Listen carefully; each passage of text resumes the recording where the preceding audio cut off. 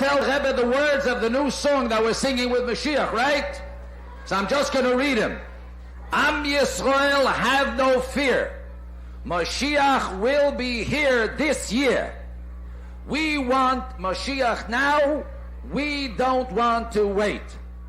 Okay?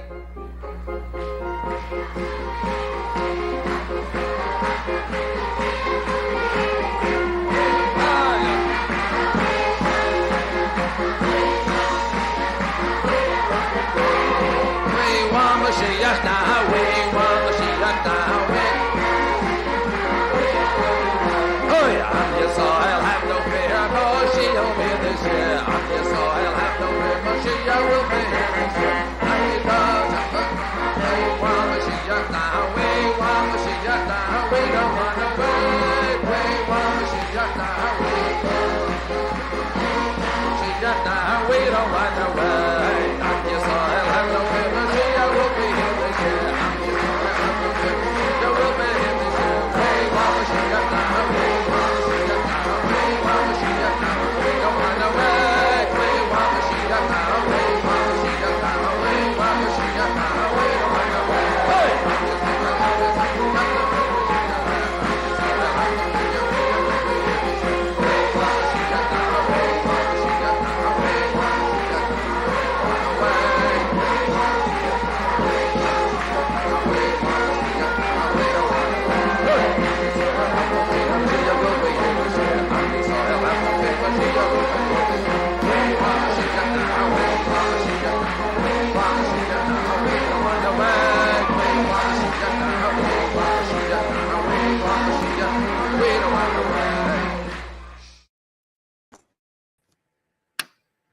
Welcome everyone, and welcome Fawad. So Fawad is a really cool guy. I met him through actually multiple channels, but he has his own channel. Was it connecting dots to Islam? Is that's the name of your channel, right? Dots connected to Islam. Oh, dots connected to Islam. Yeah, I have it right up here in the title, and I can't even read it off the top of my head. Anyway, so today. Probably not going to be stringing for too long, but I wanted to talk about, actually, I don't remember where this idea came out of, but basically this idea of magic, or not necessarily this idea of sorcery, but basically the idea of like magic, and basically I think even in some ways, like there is a level where you could even look at prayer as part of the same spectrum, but on a different like level. But basically the role of magic and everything associated with it, kind of on the fringes, things that might be considered magic, things that might not, but the role that they play, and also like counter to, so not necessarily the role that they play, but the role that they also don't play within the orthodox practice of Judaism and Islam. And also, I mean, even looking at how you have, various societies that, are part of the Jewish or Muslim faiths, yet they still kind of have their own traditions that seemingly, in some cases, because of these cultural things, they, stray from what's seen as, the straight path. But Fawad, do you have anything you want to say to start off? Sure. So assalamu alaikum and shalom to my brothers and sisters. So so all sorts of magic and witchcraft is totally forbidden in Islam. Even believing in astronomy and the astronomical, not astronomy, I meant is it called astronomy? Astrology. Astrology, sorry, not astronomy. Astrology is totally forbidden in God, so we're only supposed to invoke God for any sort of help. There are several examples, even during the time of Prophet Muhammad, peace be upon him, when he himself actually was at one point of time under the influence of magic and also the evil eye, the concept of evil eye. So it's mentioned in the Quran. So Prophet Muhammad, peace be upon him, he said that jealousy or envy, or the evil eye is born by jealousy or envy, and is real, and is capable of causing harm or misfortune to other people. So the last two chapters of the Quran are specifically they're very short surahs. Almost all practicing Muslims, they have it memorized since they're kids. So it's about like 4 or 5 lines each surah. Surah is like a chapter for us. It could be a really big chapter or a small chapter. So the last two surahs, they're extremely short of the Quran, and they're dedicated to fight against witchcraft, basically, and magic and evil eye or any of that sort. So in Islam, we have a concept that we don't have a concept of the fallen angels. We believe that angels are a completely separate creation, and then we have the creation of jinn that were created not alongside exactly. There are different schools of thoughts on it, but angels were the very first creation. So Angel Gabriel, he was the very first angel, and then after that, God created several different angels, and there are countless angels. And then besides angels, so angels, they don't have free will. They're not like robots. They can question God, but they cannot disobey God, right? And then jinns, they were created out of smokeless fire, right? So they have free will, and most of them, they were very evil. So we believe that jinns, they still exist. The concept of demons, for instance, in the Bible, it could be sort of compared to the concept of jinns in Islam, right? They have certain capabilities that humans don't have. They can see us, we cannot see them. Um, they can do movements really fast at the speed of light almost. They can travel really fast. They have long lives. They, just as we humans have free will, they also have free will, as previously mentioned. So they have religions as well. There are atheist jinns, there are Jewish jinns, there are Muslim jinns, Hindus, Buddhists. Just like how we have religions, they have religions as well. They have families. um, so it's like whenever somebody in Islam, we believe that anybody that actually does black magic or witchcraft, they basically are invoking these jinns or these entities to help them. Um, and they actually are the source of these evil uh, spells. So yeah. So something that you said that was kind of curious, at least in my perspective. So we're talking about this idea, of the evil eye, which you also have it in Judaism. I mean, and I guess this is the thing, because like if we, oh, sorry, I'm getting cold. I need to put on a jacket. I'll be right back. But Sure. if we even look at this idea of what is this idea of magic, where do we get it? And the answer is it's actually used to refer to religious practices that are seen as foreign or like that you don't practice. And so, for instance, oh, sorry, I'm really cold. So you have two words in Greek that talk about magic. One is like goetia or goetia. Oh, sorry, I'm really shivering. And then you also have magoi, I think, or like maga, and basically, so the mag, that's a root from the magus from the Persians, and that's what the Greeks referred to. Basically Persian religion. And then you had the I forget what the form would be, but basically the people who practice the goetia, the so it's like both words mean magic, but only one was actually seen of within this concept of like how we would now see magic. The other was just essentially religious ritual, if that makes any sense. So, Right. are there like orthodox ways that you're able to ward off the evil eye? Yes, like as I said, that the last two chapters of the Quran, they're dedicated specifically for this purpose. So, when our Prophet Muhammad, peace be upon him, he was under the influence of black magic and evil eye. This was the whole purpose of God revealing these two surahs, right? So we're supposed to recite them and also do ablution, right? I believe there's a hadith that actually says to do or evolution, right? Do wudu. We call it wudu, right?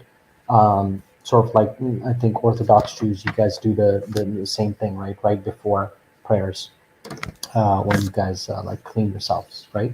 So you do wudu, and then there is a hadith I believe that actually says you do 2 rakah. Rakah is like segments of prayers, right? Or you can simply just do evolution and recite these surahs. That's the way you can ward off these, you know, the influence of black magic, supposedly.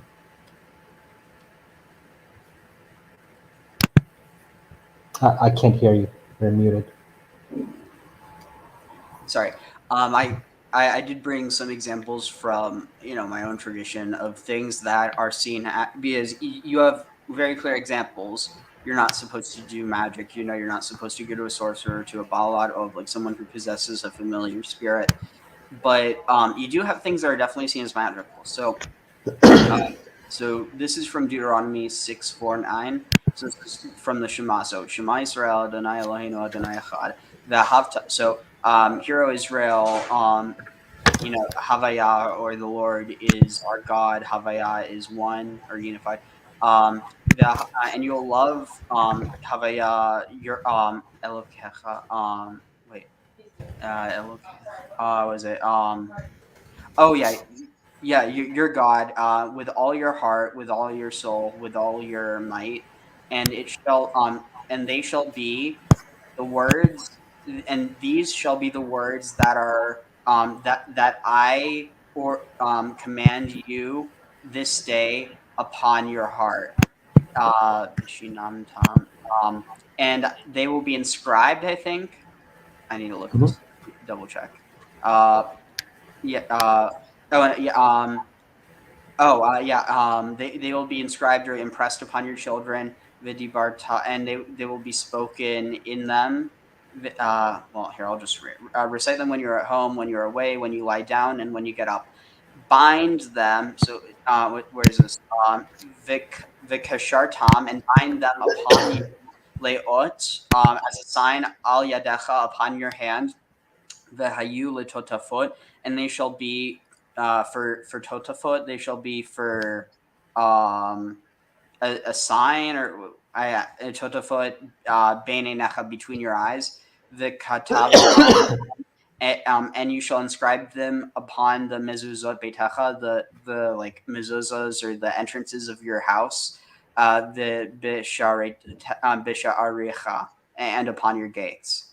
So here it's saying, take this, and you're supposed to, bind this upon your hand, upon your forehead, and upon the gates. And so that's actually the reason why you have tefillin. It's also why you have mezuzahs. And so these are things that, to Jews, they're not seen as magical. They're just part of Jewish life. But to other people, they definitely could seem magical. So, So, yeah. do you remember that conversation that we had about the phylacteries the other day? Oh, yeah, yeah. That Yeah. I kind of thought about that as I was saying Yeah. it. So Deuteronomy 6:8, I believe, in again, I'm still studying the Bible, so correct me if I'm wrong.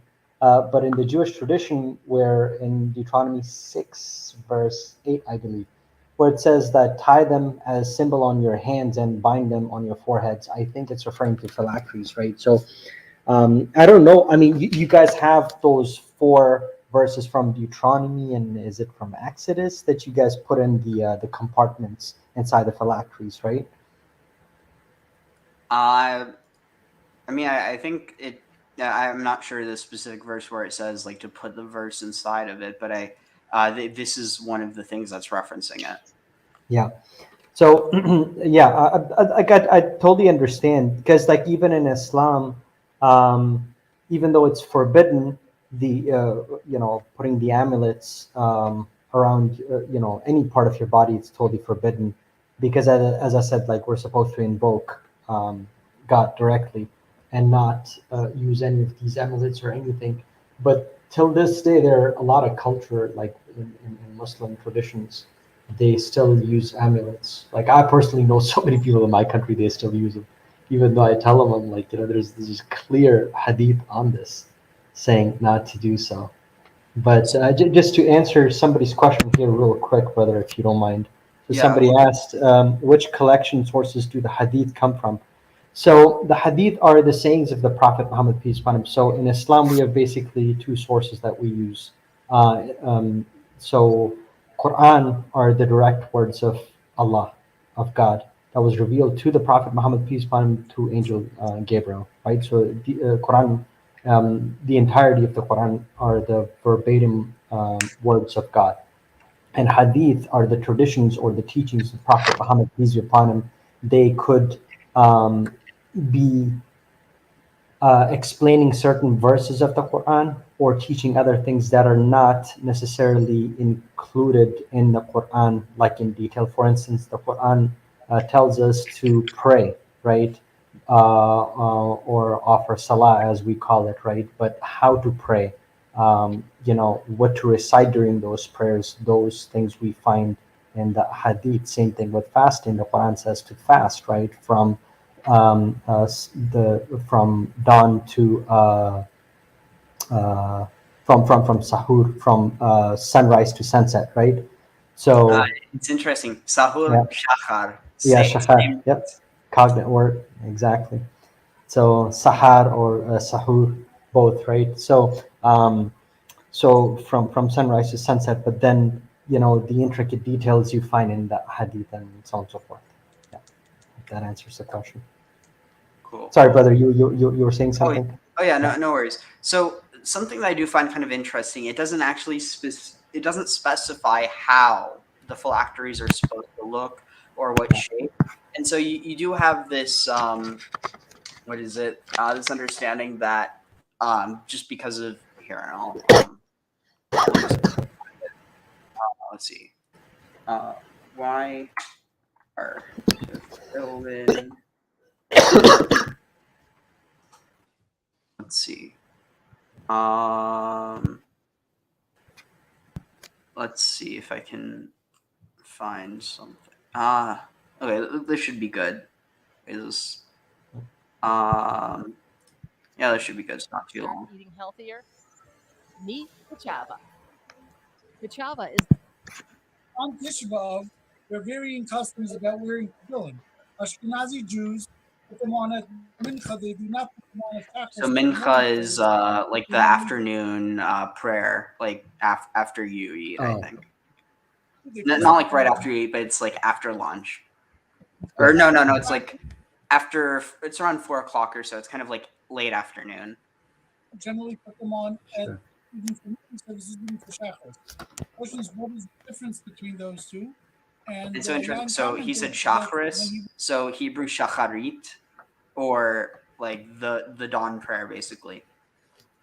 wears his tefillin, he feels very connected to God, which is what Vince was speaking about the whole time. He also feels a similar feeling when he goes to Israel, even though he goes to other countries as well. He doesn't feel that feeling. He wants to know if there's an explanation for why he feels that sense of connection in Israel. Can people hear what he's saying? You can't hear. You do hear? Oh, good. Okay. What you're saying is exactly what we're talking about. That you don't want to wait. Sounds like you have such a good feeling with tefillin in the morning. You don't want to wait till tefillin in the afternoon because you feel connected to Hashem. That's great. That's the way we should feel. And definitely when going to Israel and you feel that you go to different biblical places that or Tanakh and you feel they have that feeling. So that's definitely your neshama is connecting to Hashem. We had once a lady that came from Russia who never had any Jewish background whatsoever. She knew she's a Jewish, but that's about it. She came to this country, and she was in her house helping along with things in the house. She said to my wife, I can't understand. When I go to Israel, I go to that wall, I start crying. I don't know why I'm crying. I don't know what the wall's all about. I don't know what is it. But I just go there, I start crying. She couldn't understand it. We know why she's crying, because her neshama is connecting to Hashem at that time, that she doesn't realize it, but that's what's happening. She's very emotional without even realizing it. Intellectually, she doesn't know what's going on. What's the cousin represented? What's the cousin? It's a wall. What's the wall? But in the neshama, Oh, is he going to talk about the tefillin at all? What Yiddishkeit is all about, and that's what's happening to her. So that's definitely when you go to Israel and you go to different places, and the neshama is connected to Hashem without any question. The reason why we don't put the tefillin on in the morning, because the tefillin is called pe'er, chavish alech. The tefillin is called pe'er, a beautiful thing, a beautiful kind of jewelry the person's wearing. Pe'er, beautiful. And therefore, since it's called beautiful thing the person puts on, we don't put it on in the morning. Because since we're in morning, M-O-U, we're in morning, we don't put it on the morning, L-O-R. We wait till mincha to show that we're not ready to put on this beautiful jewel that we wear every day in the morning right away. We put it after mincha to show that we're morning and we're not ready to put this special outfit. Yeah, it wasn't really what I was going for. But the thing that I think is kind of interesting is, so like for instance, at the end of the day, the tefillin isn't understood to do anything in and of itself. It's basically, it's in a way, it's like a show of faith because Jews believe that's what God told us to do. But more than just that, it's this understanding that and again, it's not the material object or anything that makes this connection to God. It's more so given it's not a perfect parallel, but for instance, like, even though you're technically not closer to God when you're technically you're not closer to, correct me if I'm wrong, but technically you're not closer to God when you're, on Hajj and at the Kaaba, but you feel closer to God. And so it's kind of this, would you say that's a good parallel at all? I suppose so, because like in Exodus 13, I believe it's verse 9, it's the same reference of it's repeating the same thing, that this observance will be like a sign on your hand and a reminder on your forehead. So that this law of the Lord is to be on your lips, right? So I think it's just sort of like a reminder for them of the law and to observe the Torah that they will receive soon, right? So they came out of Egypt, and they came out of the pyramid system, right? So now they're going to enter into the cube system of freedom. Just FYI, your microphone's kind of like muffled. Ooh. Okay, let me check something. How about now? Better? No, it's still kind of wonky. Yeah, let me check this settings over here. It sounds like maybe it's not like fully plugged in, or maybe you need to re-plug it in. How about now? Is that better? Oh yeah, so much better. So okay, sorry about that. Yeah, no worries. So let's see. Okay, this should be better. So it's something that I don't have any issue with that. I just kind of find it funny. So some people they'll pronounce this as Shabbat or Shabbat, but so this is Chabad.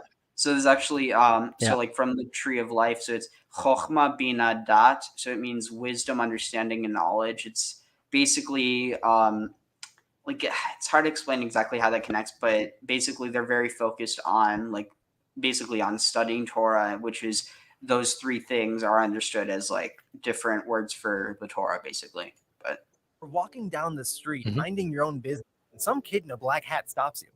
Hey, are you Jewish? Of course you are. Look at you. Want to put on tefillin?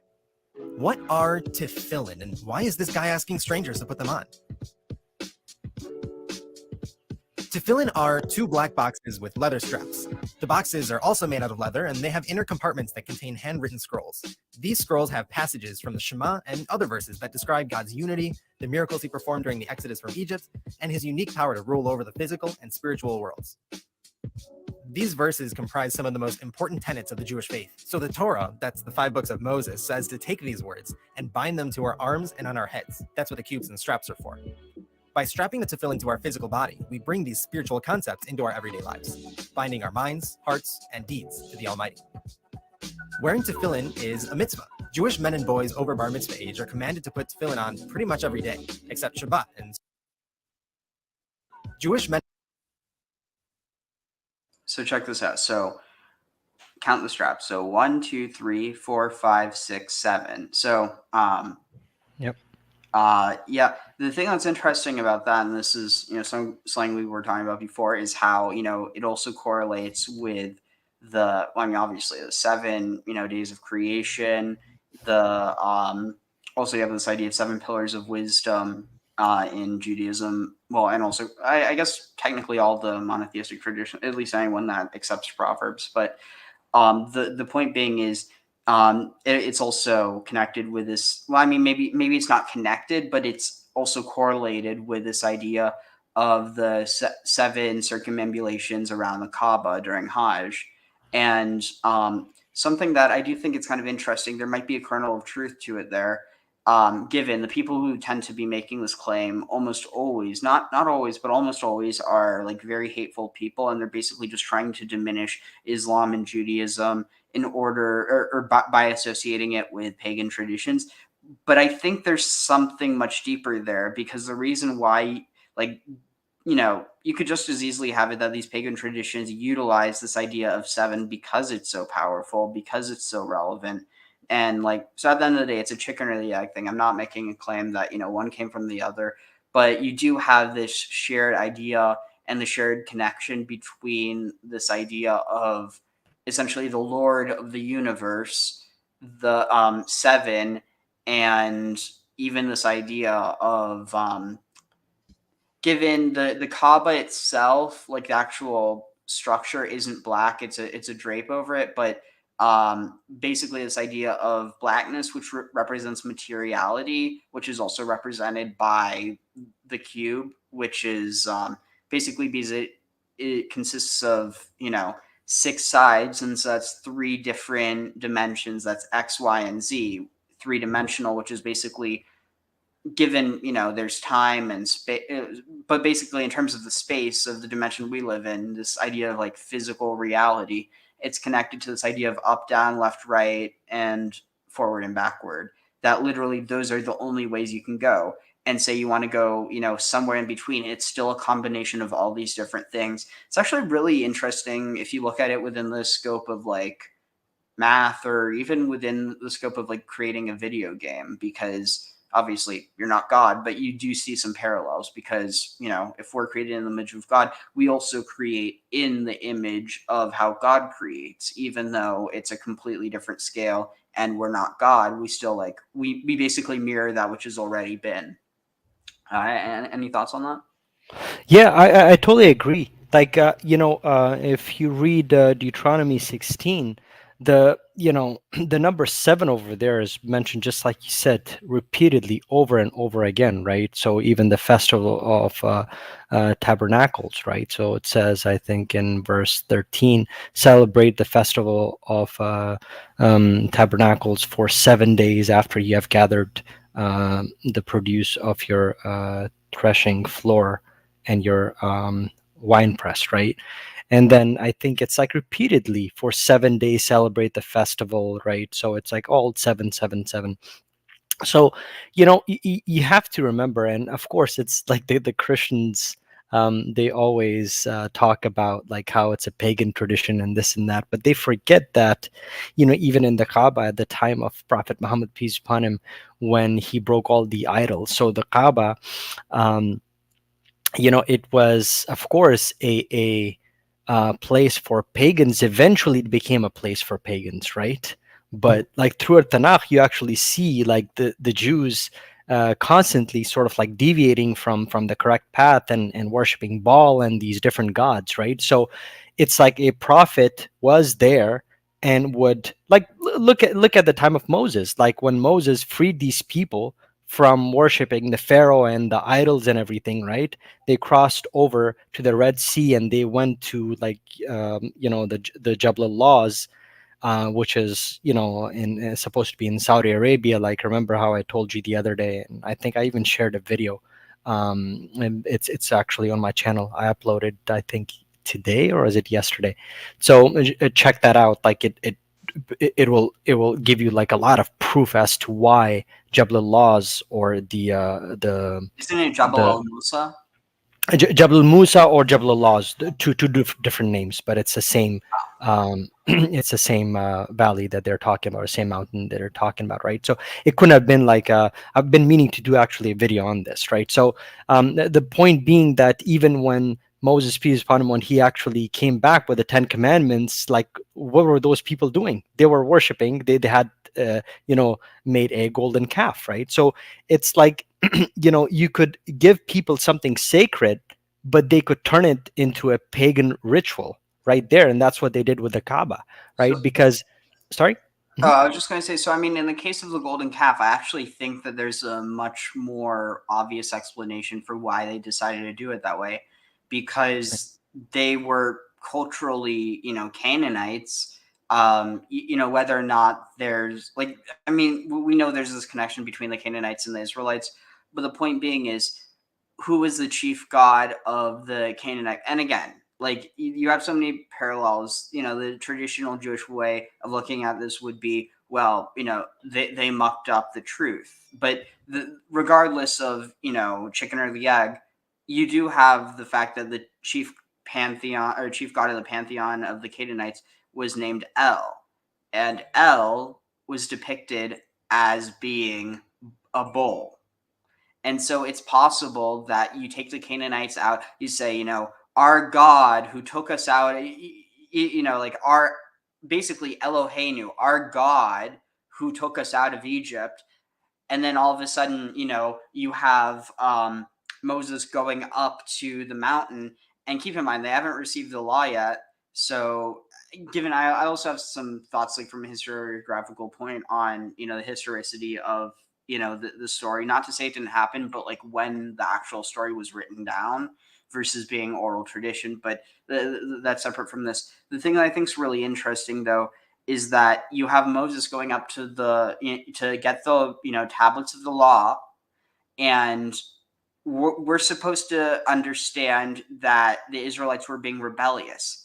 Is it possible they were just foolish and that they were ignorant of what they were supposed to do, and that they weren't trying to spite? I mean, it literally says they weren't trying to spite God. They were trying to depict God, and they didn't know that they weren't supposed to do that, because how would they know? It would be given to them from the mountain. Yeah. So Moses comes down with the very thing that will tell them not to do what they just did.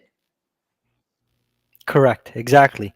Yeah. Like like I remember speaking to a Jewish friend about this. I think he was an Orthodox Jew as well, and he said that among the Jewish circles, I don't know how true that is or how many Jews actually believe in this, that they actually believe that the people that started making the calf, so there was like a division, right? There was a division. So Aaron, of course, he did not want to do it. They sort of like forced him into helping making the golden calf or whatnot, right? So Aaron basically was leading he was among the people that actually, or the group that did not want to do this. So those people were standing aside and they were basically telling these other people not to do this. But those people were, as you said, they had not been exposed to the law before, right?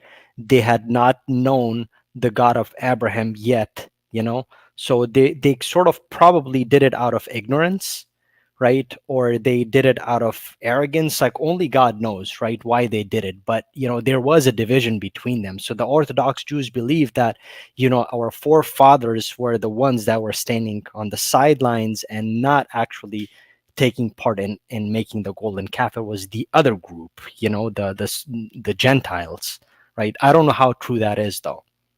or do you guys actually believe this? So what that idea is, and it's been hugely misappropriated, or not, well, yeah, misappropriated by non-Jews in order to basically push baseless like conspiracy theories, like this idea that there's a secret group that's behind everything or whatever. But the thing is that, so this narrative, it's called the Erev Rav. It gets translated differently, but so Arav means like it's the same root as the root for Arab, like for Arab, but it basically means like Arav, like or Arav, it means I think like mixed or like kind of interspersed. It might be a different root than Arav actually. It's spelled with the same roots though. So you have Arav, which means like mixed, and then Rav, which means a lot or a multitude. So it gets translated as mixed multitude, and it's basically understood that there were the Egyptians who they left with the Israelites, and but the thing is that, and this kind of the nasty implication. Basically, there's this implication that there's this group of Jews that aren't actually Jews. But the thing is that, like, even if that was the case at some point, or like where you have Israelites that weren't Israelites, that basically they were Egyptian, eventually they intermarried. And so there's this understanding that it's a spiritual thing now.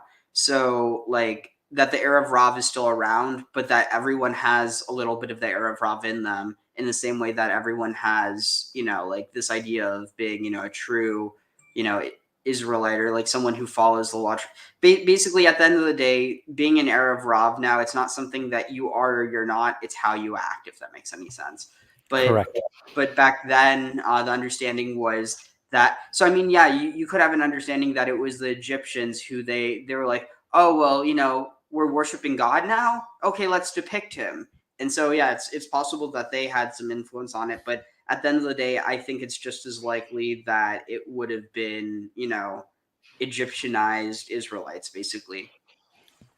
And how do you view Aaron taking part in making the golden calf? Because the Quran doesn't actually say this, right? We believe that the prophets, they cannot commit major sins such as shirk. Shirk is like one of the major sins, like the mother lode of sins, right? It's the only sin that is not forgiven in Islam. So we believe that prophets are completely cleansed even since their birth, right? So for instance, Prophet Abraham, peace be upon him, his father was an idol worshiper, right? But we believe, yeah, or idol maker. Sorry, idol maker, and he used to worship idols as well, right? Oh yeah. Well, but Yeah. the interesting thing with the whole narrative, when you have them destroyed, yeah, because I think that the story, there's a mirror with it with the story of Muhammad, but the idea that Abraham's father, leaves him in his store. Abraham destroys all the idols except Yeah. for, or actually, no, I think he destroys Except for all. one. No, and though in this case, I think he destroys all of them because, yeah, the context is different. Um, and yeah, he blames the destruction on the idols killing each other, and then when his father says, "But they're stone," that they don't have, they can't actually do that. Then Abraham's like, exactly, why are you worshiping them? Exactly. Yep. And so we believe that all the prophets, they basically are protected from committing these major sins, right? That's sort of like where we kind of uh, don't agree with the biblical narrative that, for instance, Prophet Solomon, peace upon him, at what point he also worshipped idols, I believe, right? And I think it was Satan depicting him or something. I forget the entire story. That's the biblical narrative, right? And then David, he committed like major sins, and for instance, I forget what other prophet was it that was actually committing shirk in the Bible. So we don't actually believe in that, right? So we believe that the Aaron or Harun, peace be upon him, he couldn't have actually been taking part with people actually doing that, right? I mean, it's also important to keep in mind, could it just have been that over time it gets understood that he took part because he was basically left in charge and it happened under his watch? It's definitely possible, but like that's what I wanted to ask you. Doesn't it say clearly in the Bible that he actually took part, or he was like at least forced to do so? I mean, I'm not 100% sure, but there is. I'll actually send this to you after this as well. But have you ever heard of Gnostic Informant Neil Sunlock? Not much, no. I've heard of it, but I don't know much about it. So So please. he has a really good channel, but he interviewed this one scholar, and this has been peer reviewed, so this isn't just like some fringe theory. And basically, this one scholar has a theory that, and again, it's not to say that these stories don't go back further, but at least the way that the Tanakh was written, or at least that the way that the Torah was written, because we know that it was like finally written down by Ezra, or like during the time of Ezra. But prior to that, it was oral tradition. But basically, what we have, there's very clear Hellenistic, but not just Hellenistic, but arguably Greek influence on it. So much so that there might be an argument that basically the form of, so it's not to say that Ezra didn't write a Hebrew Torah, but at least what we have, and I mean, it kind of goes with the Islamic idea as well, that like basically that the Torah has a lot of Greek in it, so much so that it seems like in a lot of ways the Torah is a Greek text, or like basically it's a Jewish Greek text, if that makes any sense. And there's like some examples of that like it's pretty clear just because of the chronology of when it was written. But again, it doesn't mean that the narratives that happen in them aren't true. It just means that the way that they're told, that could explain why you have things that don't make sense, as well as given I also don't like, I don't inherently view it as that means that it's wrong. I just think that in terms of like, if people are looking for this original, I don't know, it gets tricky, but something I did want to bring up. So Red Simpson said the tefillin shaliat, or the tefillin of the hand, goes on the left arm instead of the right as pictured. But and like Usal said, it depends on your dominant arm. So if you're left-handed, you'll put it on your right, right-handed on your left. If you're ambidextrous, I don't actually know. Maybe I guess you'd probably go with the left hand, because right-handedness is seen as preferable, even though it's like not actually, doesn't really have a difference on someone's moral fortitude. But anyway, let's check this out. Let's see where Men and boys over bar mitzvah age are commanded to put tefillin on pretty much every day, except Shabbat and certain holidays. Tefillin are ideally worn during morning prayers, but you can technically fulfill the mitzvah anytime during the day, until around when it gets dark. They might look intimidating, but strapping and wrapping only takes a couple minutes. Here's how it's done. The first box goes on the non-dominant arm. So if you're a righty, it's strapped to the left bicep, right next to the heart. Before tightening the knot, a special blessing is recited. The straps are then wound around the arm 7 times. The second box has a Hebrew letter shin on either side, 7 times.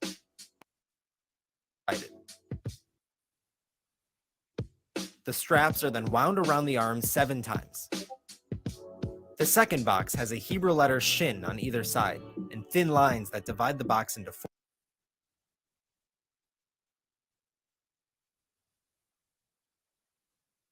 Sorry, I forgot to unmute. So you can see on the one that goes on. Wait. Oh no, they're both head to phone.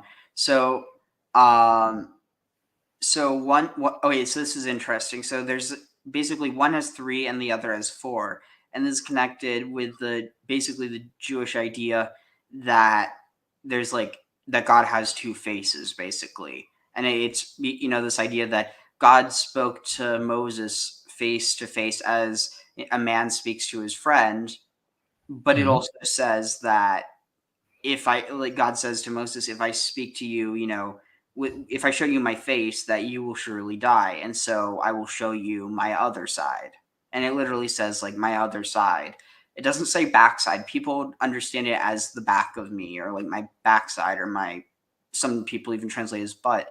But the point is that it doesn't say like it's not saying it's also very, it's metaphorical. It's not literally saying his face, but like the part of God, like what God is showing Moses is his other side, kind of this idea, how you have a left hand and you have a right hand, but that doesn't, if you show someone your left hand, it doesn't mean you only have a left hand. It just, I don't know. It's hard to explain, but does that make any sense? Yeah, I see what you mean. Like, metaphysically, we don't know exactly like what God meant by his other side, but I do understand. Like, it's not his. It could be taken in several different ways, right? But the way I see it, like not the side that would actually kill him, right? His real side. Yeah, I don't know how to explain it, but I sort of understand what it means. Like we actually believe that it was not God showing himself literally, right? We in Islam we believe that the burning bush, just like agency, right? Angels, and they could be representative of God's, right, or God, right, or prophets. So same thing with a burning bush or anything. Everything is His creation, right? So we don't believe that. We do believe that He spoke to God, right?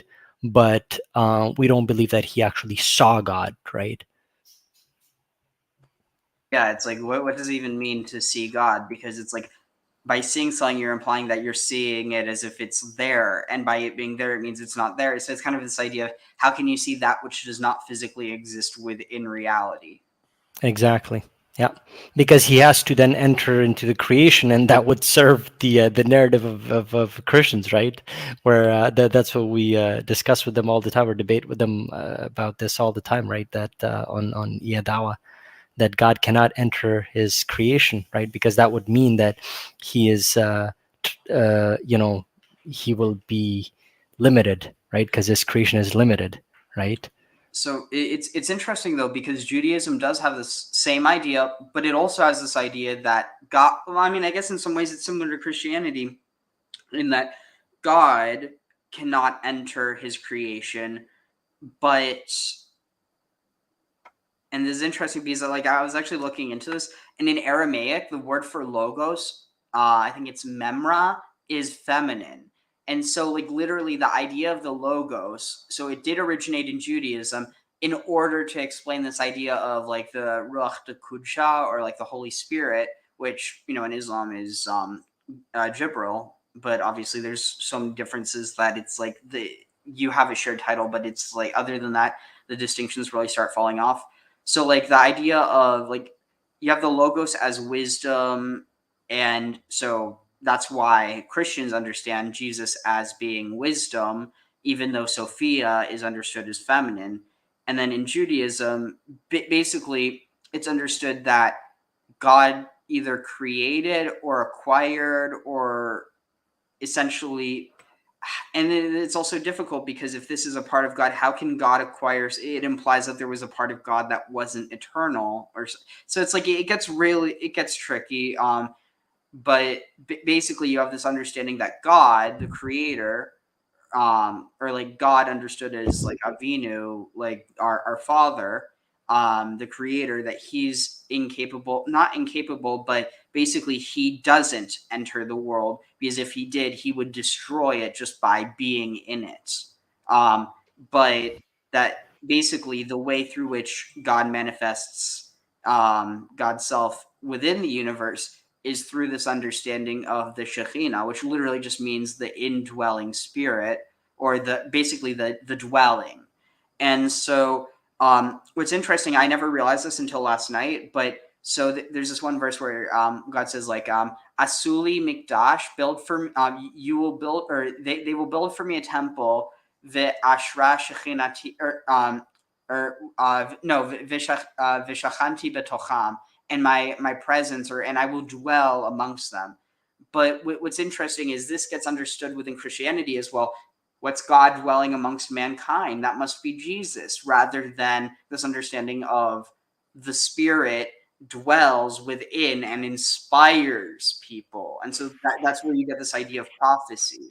Obviously, it's different in Islam because prophecy comes from Jibril, relaying the words of Allah, right? Correct. Yeah. There have been exceptions. For instance, God spoke to Adam, peace be upon him, before he was, thrown out of paradise. Or some people would say Garden of Eden, right? But then after he was thrown out, then there was like, a veil that was put between God and humans, right? And then, he spoke to Moses, peace upon him, directly.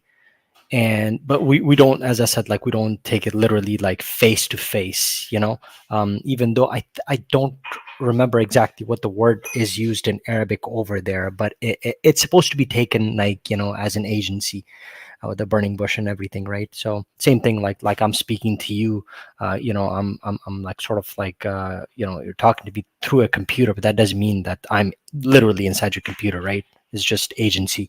And then in reference to what you said, like I forget, is it in Chronicles or where is it where Solomon, when he actually makes a temple for God, and he says that this temple cannot, like, even though I created this temple for you, but it cannot contain you.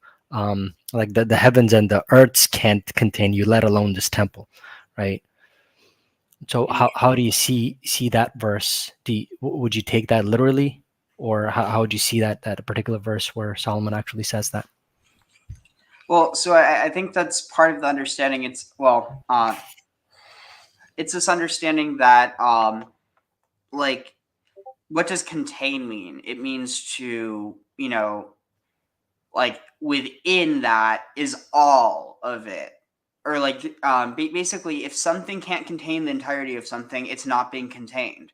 So containment implies this entirety, as opposed, so like you can't contain, for instance, a jellyfish by giving, or by putting one of its tentacles in a box.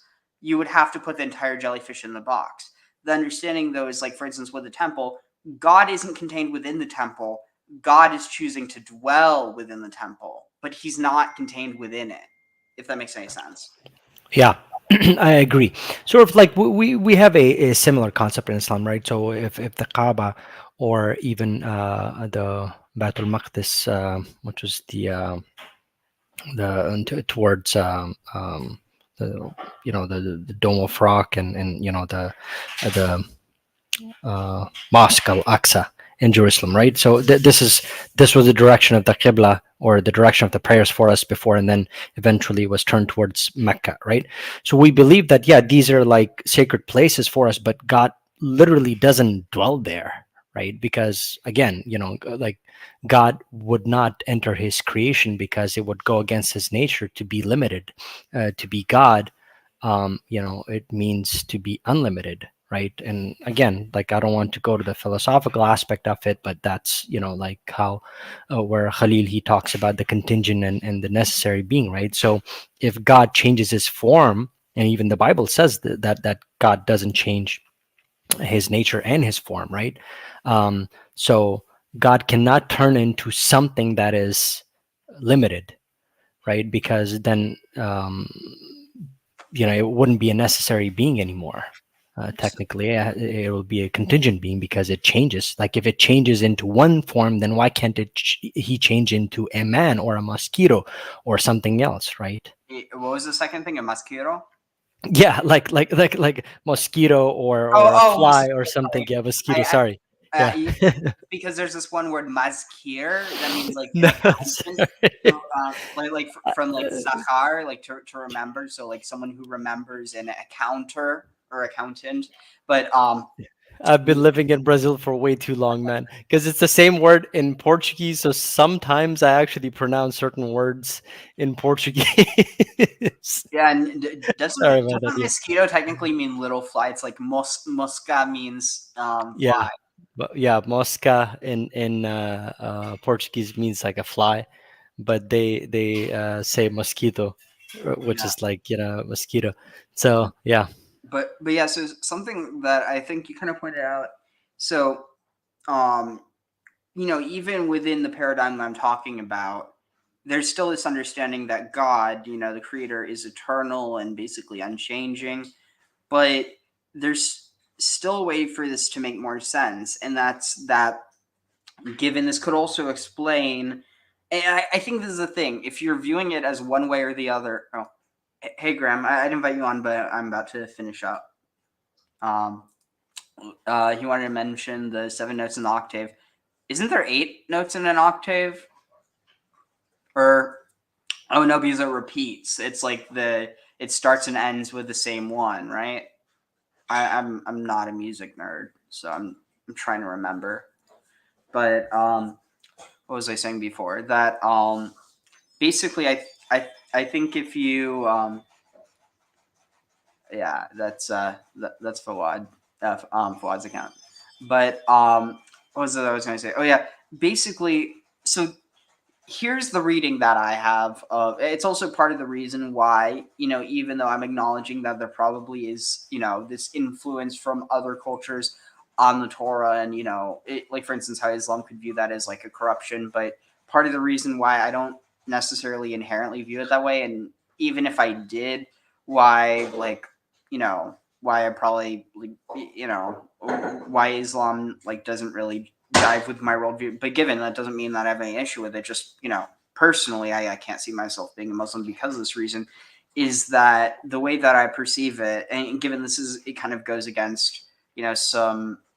I mean, it definitely goes against some Orthodox perspectives of this, but basically, so before I've been talking about this idea of basically Hashem and the Shekhinah, or God and his presence, which is understood as feminine. I actually think that you have probably this necessity to imply that the Shekhinah is God by later rabbinic tradition. But I think probably originally there might have been this connotation that they're connected, they're one, but they aren't they're not the same person, but they still are one. And you actually have this idea shared through a lot of ancient Near Eastern traditions. It's also how sometimes you'll have gods or goddesses referred to as the name of their deity. And I don't mean by the name of their, well, actually probably by the name as well, but literally that they were referred to as, so for instance, you have some traditions where a start or a knot are referred to as the Shem Baal, the name of Baal. And likewise, a Baal would be the Shem Anat. Baal is the name of his wife, Anat. It's it gets very, very bizarre, and I don't really know exactly what to make of it. But the parallel I do see. So again, this is based on an understanding of the Hebrew and a way of understanding it, rather. But if you have what is it? So let's see. Shoot, I'm going to have to pull it up because I don't remember it off the top of my head. So let's see. No, it's over here. So it's Genesis. I think it's 2. Oh wait, here it is. So let's see. Okay. Where is it?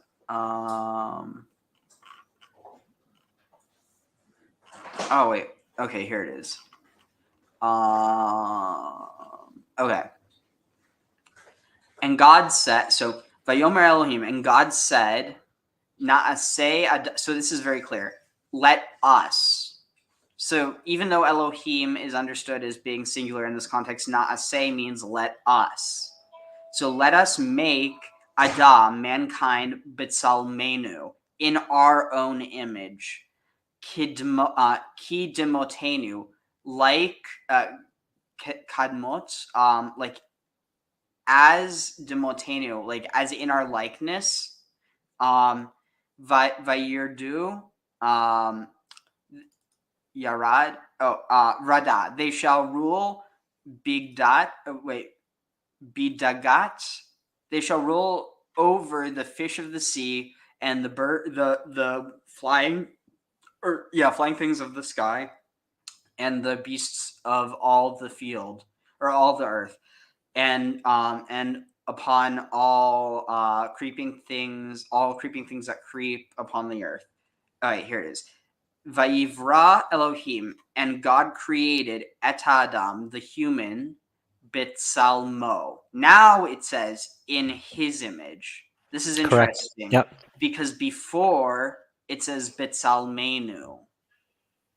So the tense changes, but B'Tselem Elohim, in the image or in the likeness of God, bara oto, he was created, or technically, and this is also, it's not because B'Tsalmo, it's not like it could technically be masculine or feminine. It's indeterminate. The point is that it's dependent on context, but because the context is Elohim and earlier Elohim is very clearly used plural, it's like it's very confusing. But so it's saying in the image of God, Adam was created. Zachar unekeva, male and female, bara otam, they were created. So then saying, God blessed them and God said to them, be fertile. But the thing is that, wait. The us over there, like from my understanding, from the rabbinic point of view, it's basically God referring to the angels and so it's not like how Christians, for instance, take it as though it could be Trinity, because as you mentioned in the following verse, it says in His image, right? So it's basically like we have in Islam the same concept, and there's a hadith that God created man in His image, or He created Adam in His image. What do we mean by that, right? Because I guess that's yeah. That's my point, though. The word here, it's not in His image.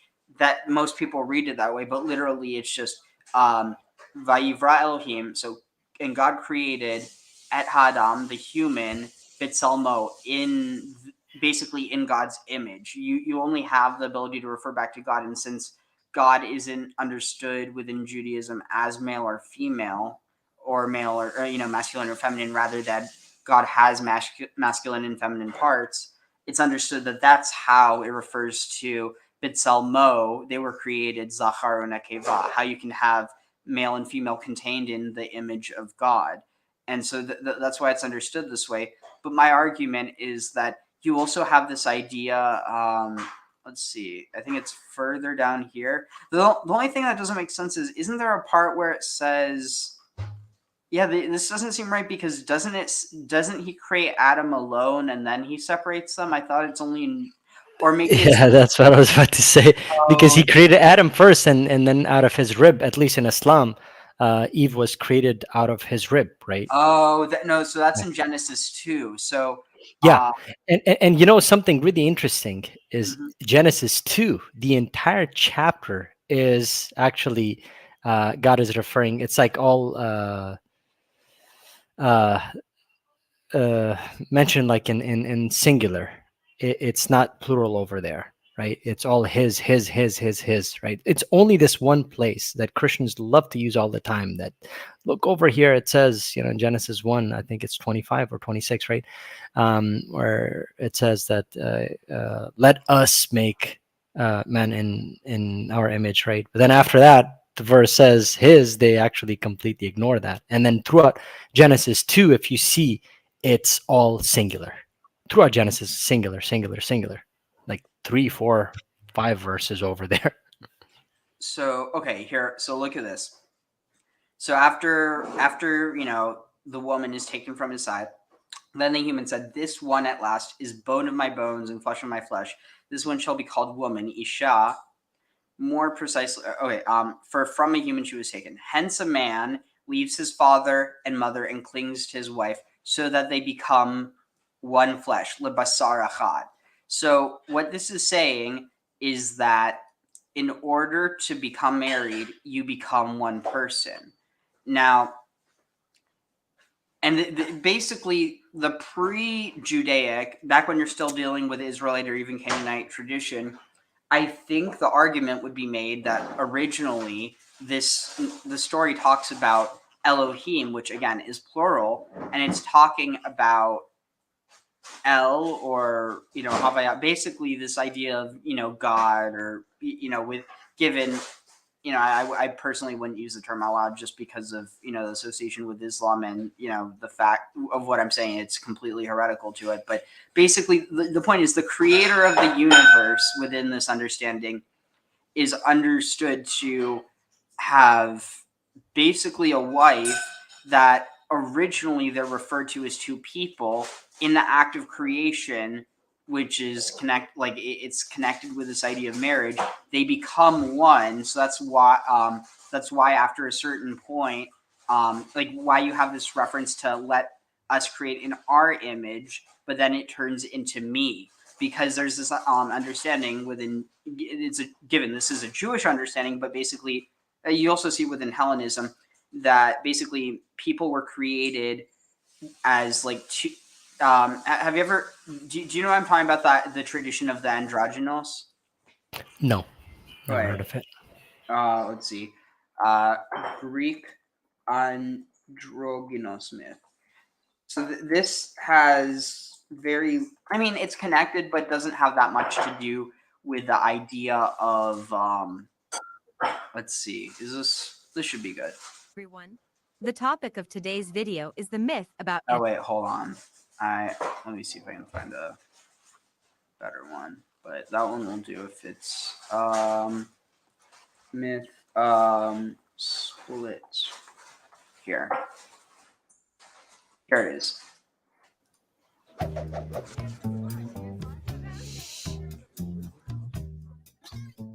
Those who are looking for love may feel a lack, while those who are in love feel whole.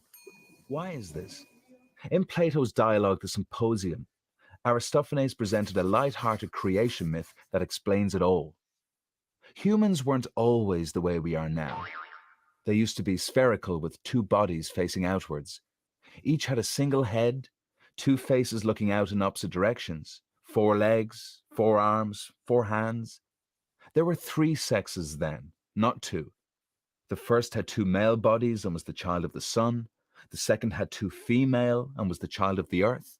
And the third had 1 of each and was the child of the moon.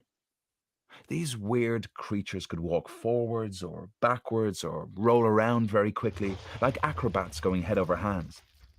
But they got above themselves and tried to climb Olympus to take on the gods. Zeus was not pleased. As a punishment, he chopped each one in 2.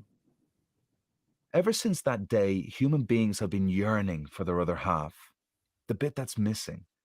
The male parts separated from a male became male homosexuals. The female parts separated from a female were lesbians, and those that were originally 1 of each turned out heterosexual. When these part creatures discover their missing half, they never want to lose them again. They join together with great joy and are made whole.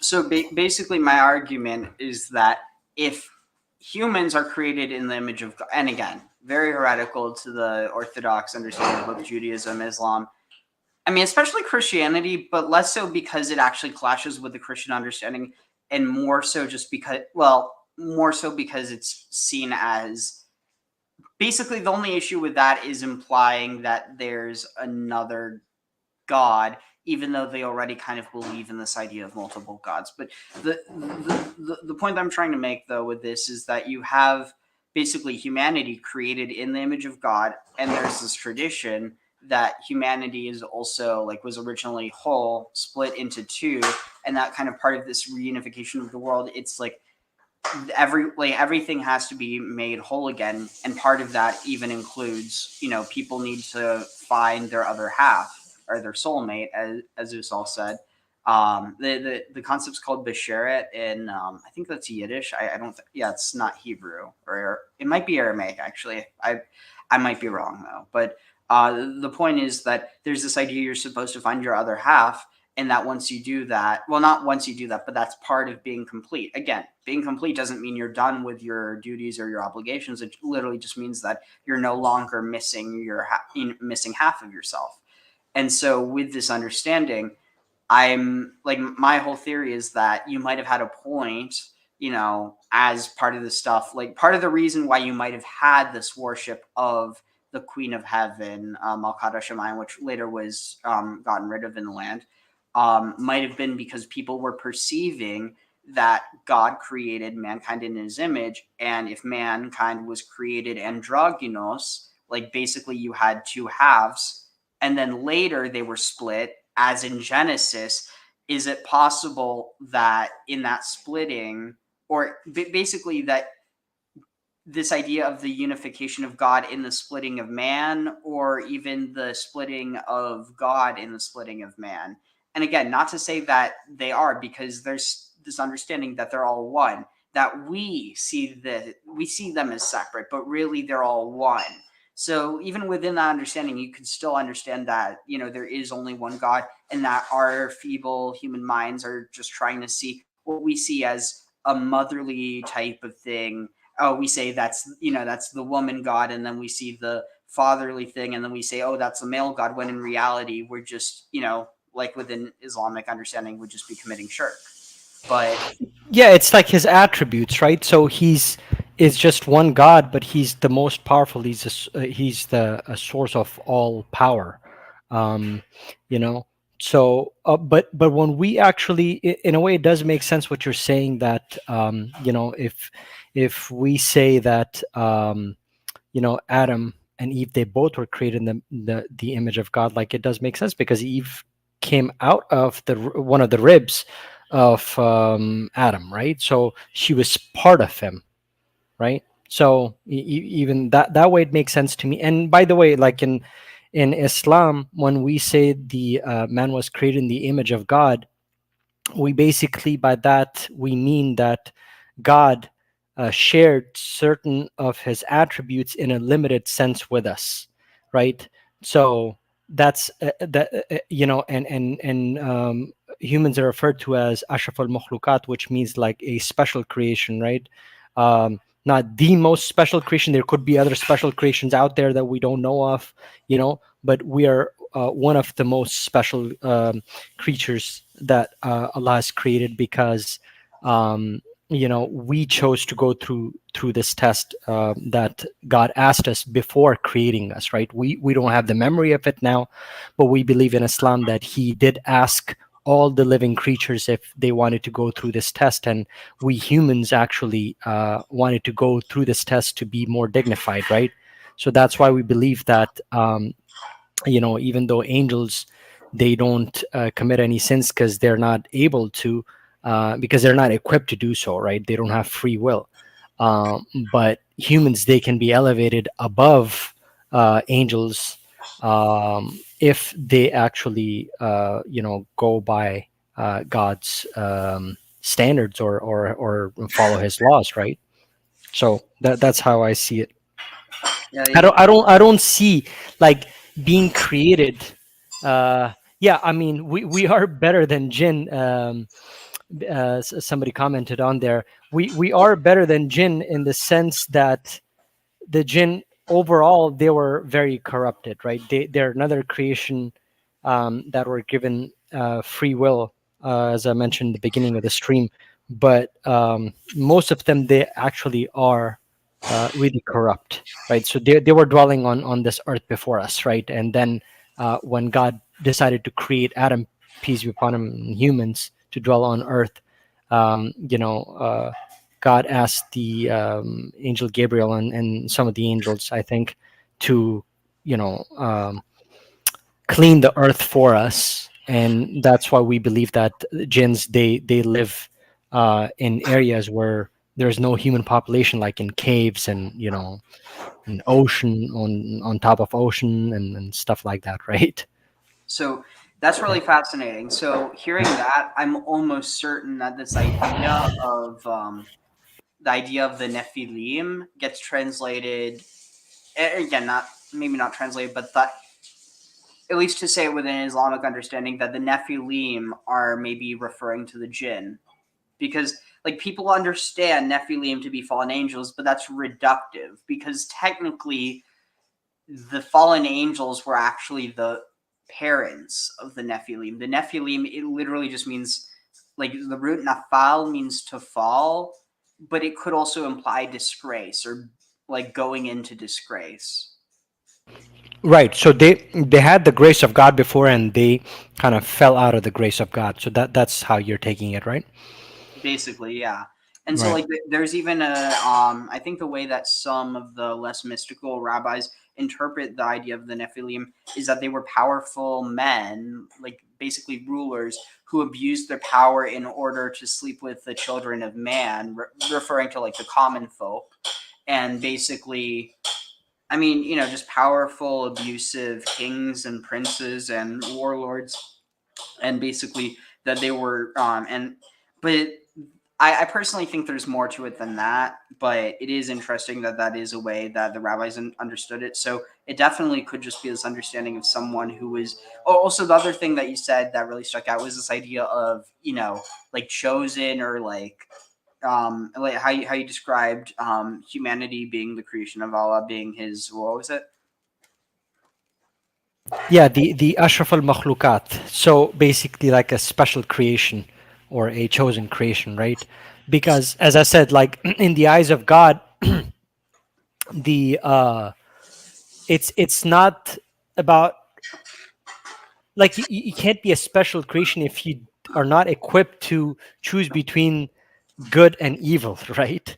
So the only way you could be elevated in the eyes of God is if he equips you with the ability to choose good and evil, between good and evil, and then you choose good, right? So Allah says in the Quran that if I believe it's in the Quran, or is it in one of the hadith, I forget, that if man were not to make uh, um, or not to commit sin, Allah would wipe us all off and create another creation like us with free will that would be able to sin, right? Because the idea of sin, so if you remember the other day when I was having this conversation with you, that when Adam, peace upon him, he committed the sin of eating the apple, the fruit, whatever, right? Um, God already knew this, right? Because he's omniscient, right? So he already knew this. He already created man with this nature of being able to disobey God, right? Because he was supposed to obey God and not touch that fruit, not eat from that fruit, right? So even though he was innocent at that time, but he was able to disobey God because God created us with that nature. So when he actually did that, like how Christians say, that sin entered the world, we Muslims believe that was repentance actually entering into the world, right? Right, that's really fascinating, because another thing Yeah. that you said was that, or like that, God's like favorite creation, or however you phrase it, this Yeah. idea that he chose them, but that, so the interesting thing is this word, um so it doesn't imply that it's the first made, but this idea of Bahar, I don't know if there's a parallel in Arabic, or if the root is different, but basically this idea of like the chosen one in the context of mankind as above the, well, not above, but as opposed to the other races, that they were, and again, doesn't mean superior. Well, I mean superior in some ways, but not like this idea of like, oh, we're better, therefore we have to kill all these other animals. That's literally the opposite of the idea. But basically this idea that Bachor, it means firstborn, or the one with the right of the firstborn, basically the one who was chosen, or it's also sometimes translated as like the first begotten, or sometimes even only begotten. So that's the word that's probably used to refer to Jesus in Christianity in the context of being, the only begotten Son of God. Obviously, that's not. But see, here's the thing. Change that around. It's talking like what Christians understand as humanity. What Christians understand as Jesus is actually humanity. That the either that, or it's referring to this idea of the Holy Spirit. But the point I'm trying to make, though, is that the one that is chosen has to have the power to choose. In other words, God can only like choose for this position that which has the power to choose. It's literally a fractal of this idea that he's choosing them.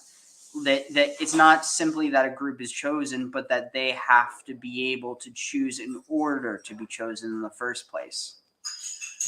Right. Like we do believe that we decided, we chose, sorry, we chose to go through this test, right? And the Quran actually even, it's very interesting, like Allah calls us fools, right, to want to go through this test, because it's actually a difficult test, right? So we wanted to be distinguished, we wanted to be dignified, right? We wanted to be elevated more than the angels, right? So we actually decided to go through this test, and then of course the memory was wiped out. So we believe on the resurrection day or the day of judgment, we will be given back that memory, so nobody would be able to complain, right? Because if everybody has been given that memory, that look, you actually just decided to go through this test, right? And so nobody can complain. And then you decide to go through this test, and then he gave you free will. So if you enter into Jannah or hellfire, right, it's based on your own actions, right?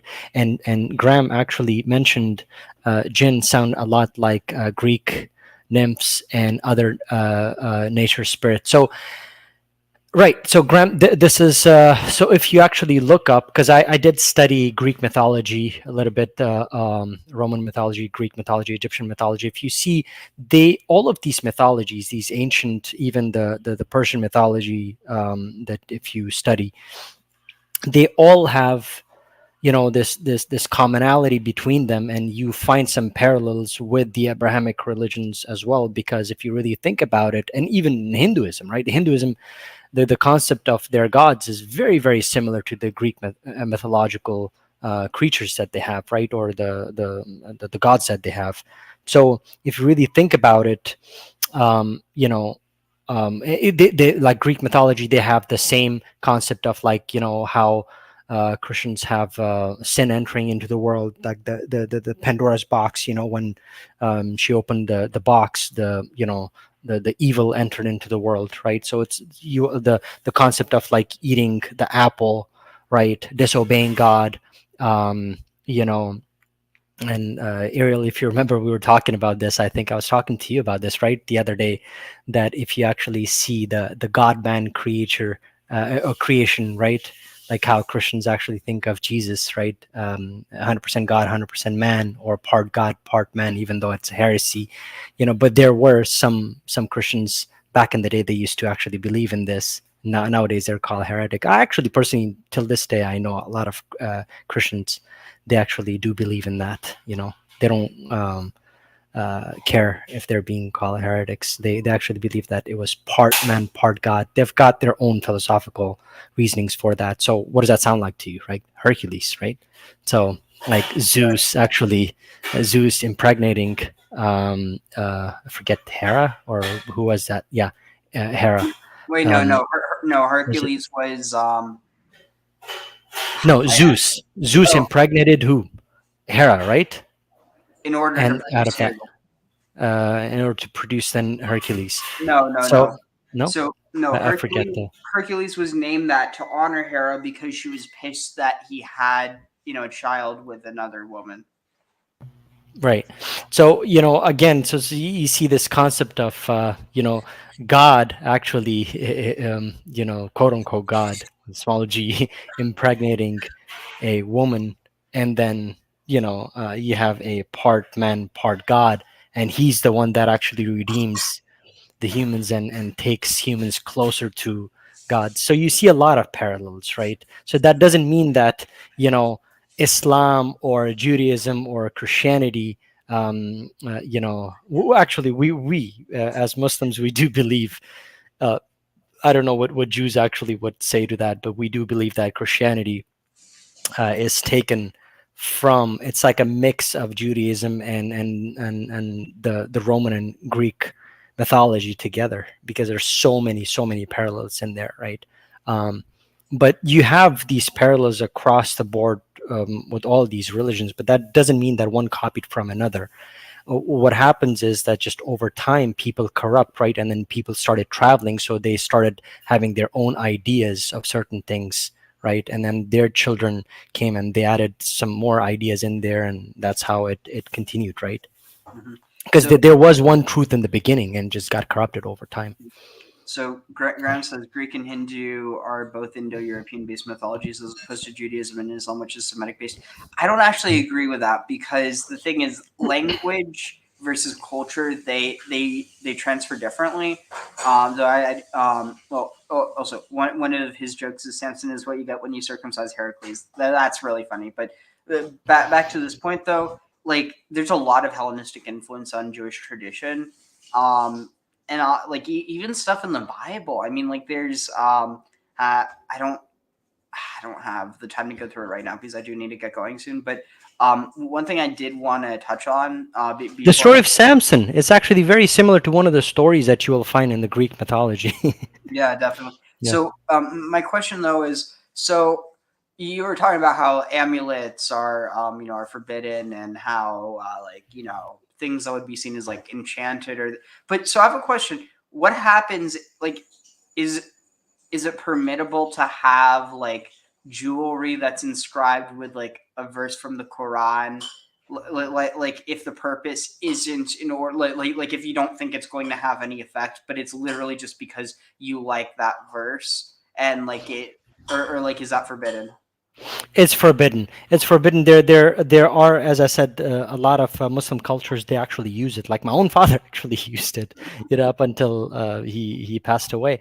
And I kept telling him all the time. Me and my brother, we were always telling the guy that it's not allowed in Islam, right? But it's just there is a lot of. There are a lot of cultures till this day, Muslim cultures, they actually use amulets, but it's actually not allowed. There's a hadith on it clearly saying that it's not allowed. Like, paradise will be forbidden for those that actually use amulets. Because the problem is, even though it might have been, allowed at one point in time, but the reason why, just like alcohol and so many other things, right? But when humans start abusing certain things, like Islam, we believe in prevention is better than cure, right? So, because people start taking things to another level, right?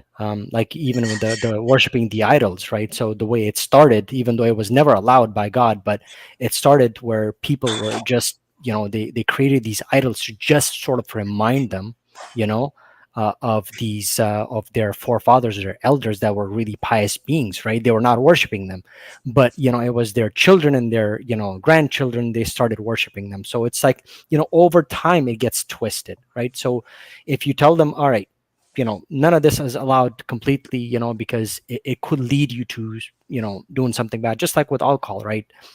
Like there are a lot of benefits to alcohol, but then a lot of people misuse it. So it's better that you just ban it altogether. You won't have so many of these rapes happening, and So actually, in the case of DUIs. alcohol, Yeah. case of alcohol, there's a lot of evidence to suggest that any quote unquote benefit that people get is basically like it's basically non-existent, even with something like wine. Exactly. Like science is always, flip-flopping, right? At one point they said, oh, it's really good for your heart. Then they said it's not good. Then it was good again. Now it's not good again, right? Well, so actually, the reason why some doctors prescribe it's separately. There is a reason for that, but it's not like this idea that like it's good for you. It's more so it's preventative of some certain things that are worse. Correct. That's exactly what Islam says. Like in the Quran, the verse, it's actually it says that it could have some benefits. It has some benefits because everything created in nature, it will serve for a certain thing, right? It could serve for like, for instance, marijuana, right? It serves for a lot of good things, like for insomnia and so many things for cancer patients. It's recommended. It's much better than the sedatives that people take, right? But then the problem is people start abusing it, right? So that's why certain things like alcohol, like in the West, the DUIs and the the rape and the sexual immorality that happens. Like, I'm not saying in the Muslim countries we don't have it at all, but at least you never hear any cases of DUIs, right? Or so many accidents happening. So like, if you actually I was looking this up, like most of the accidents, I forget, like it's a very, very high percentage. All the car accidents that happen, it's a huge percentage actually happens because of the use of alcohol, right? And in Muslim countries, they did not have that. So that's all I'm saying, that it's better to actually refrain from it altogether. And that's exactly what the Quran says. That's better for you to abstain from it, right? Yeah, I mean, it's definitely an interesting argument. So Wait, I do probably have to get going soon, but I did want to read this. So this is from the Shulchan Aruch. Let's see. So just for context, let me see. So about this text. So it was written in the 16th century by Rabbi Yosef Karo. Let's see, where was he from? It doesn't say off the top. Anyway, so a spellcaster is someone who gathers animals or snakes or scorpions or mosquitoes or flies with whispers. Interesting, all those things are also, I mean, the things that are specified all have the potential to produce some, actually, except for maybe mosquitoes. Never mind. Someone who has been bitten by a scorpion is permitted to whisper spells for them, even on Shabbat. And even though this thing is completely ineffective because the person is in danger, they permitted it in order that their mind should not be torn apart or made insane. Someone who is being chased by a snake or scorpion is permitted to whisper spells in order to prevent them from harming one. Someone who But when whispers, you but when you actually say whisper spells, like, are you guys reciting something from the Old Testament or the Bible? honestly, like I have a feeling that this is probably just referring to, like, keep in mind. Okay, so say, I mean, I think you could even just view it literally as, imagine you're like, stay away.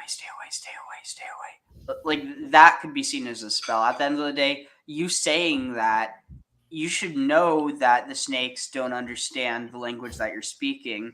So, but the fact is that maybe you think that there's some sort of, like, magical benefit of it, and it's saying it's permitted because it doesn't have any effect. It's saying if it had an effect, it wouldn't be permitted.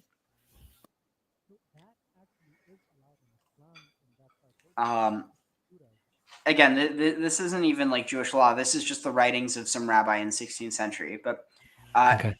so let's see, where is this? But this was I was telling you, this is actually allowed in Islam, right? We recite certain surahs of the Quran, right?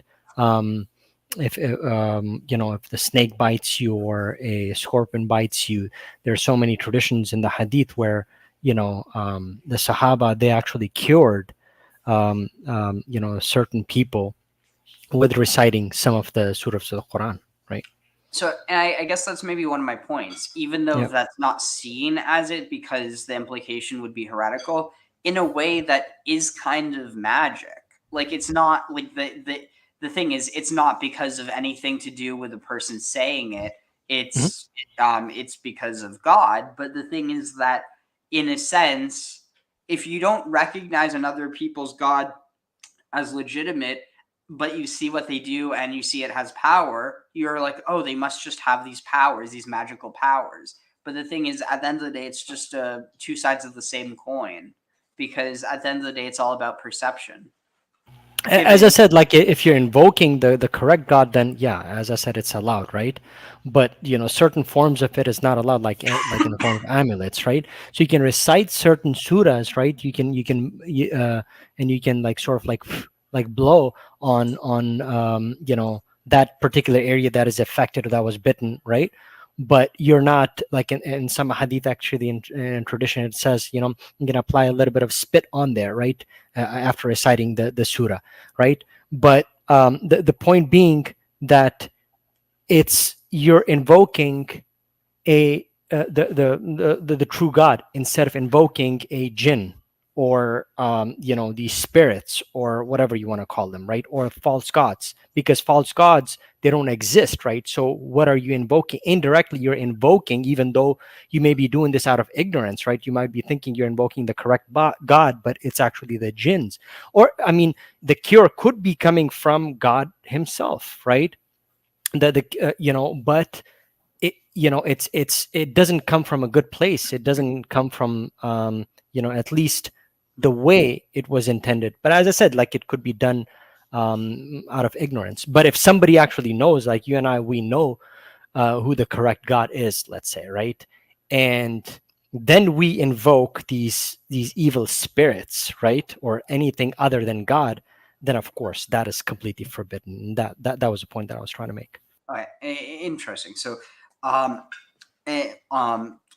if we go further, though, it's really fascinating how it says what's forbidden. So, someone who whispers spells over a wound, or someone who is ill and then spits and then reads a verse from the Torah, this person has no portion in the world to come. But even if they do not spit, however, it is still prohibited. But if there is a danger to life, then anything is permitted. So that's the idea of pikuach nefesh, that you can basically break the law in order to save a life, like within the context of like ritual law. And some say that all is only forbidden when one reads the verse in Hebrew, but not in a foreign language, Rashi saying his teacher.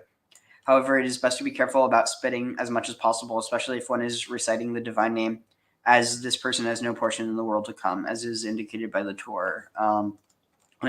A child who has been wounded, we may not recite verses over them or place a Sefer Torah upon them. A healthy person is permitted to recite verses over them in order to protect them from the damaging forces, aka demons or spirits. So it's invoking God for protection against them. To measure a belt of a person who is ill and to whisper spells over it is permitted, even on Shabbat, and the same is rule for other whispered spells. And for which whispered spells and which amulets are forbidden. It is permitted to be healed by an amulet, even if it has divine names inside, and it is similarly permitted to carry amulets that have verses inside. This is specifically for protection, not to become ill, but does not permit someone who has a wound or an illness to be healed by them. But it is forbidden to write verses in the amulets. It's so strange. And so that's from Lilita Bayesh. I don't know. Okay, so this is and so this is the translation of a this is a Jewish Jewish Aramaic incantation bowl, text transcribed and translated by Professor Dan Levine.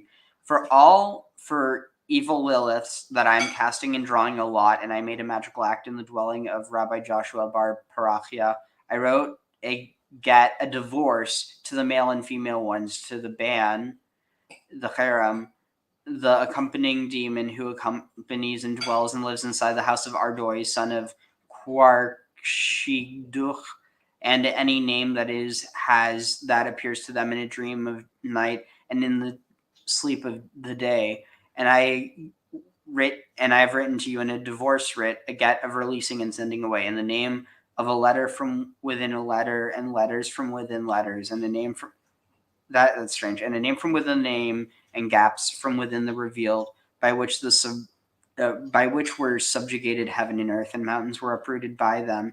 Oh, so it's referring to God. Okay. And heights were melted by them. Demons and sorceries pass from the world by them.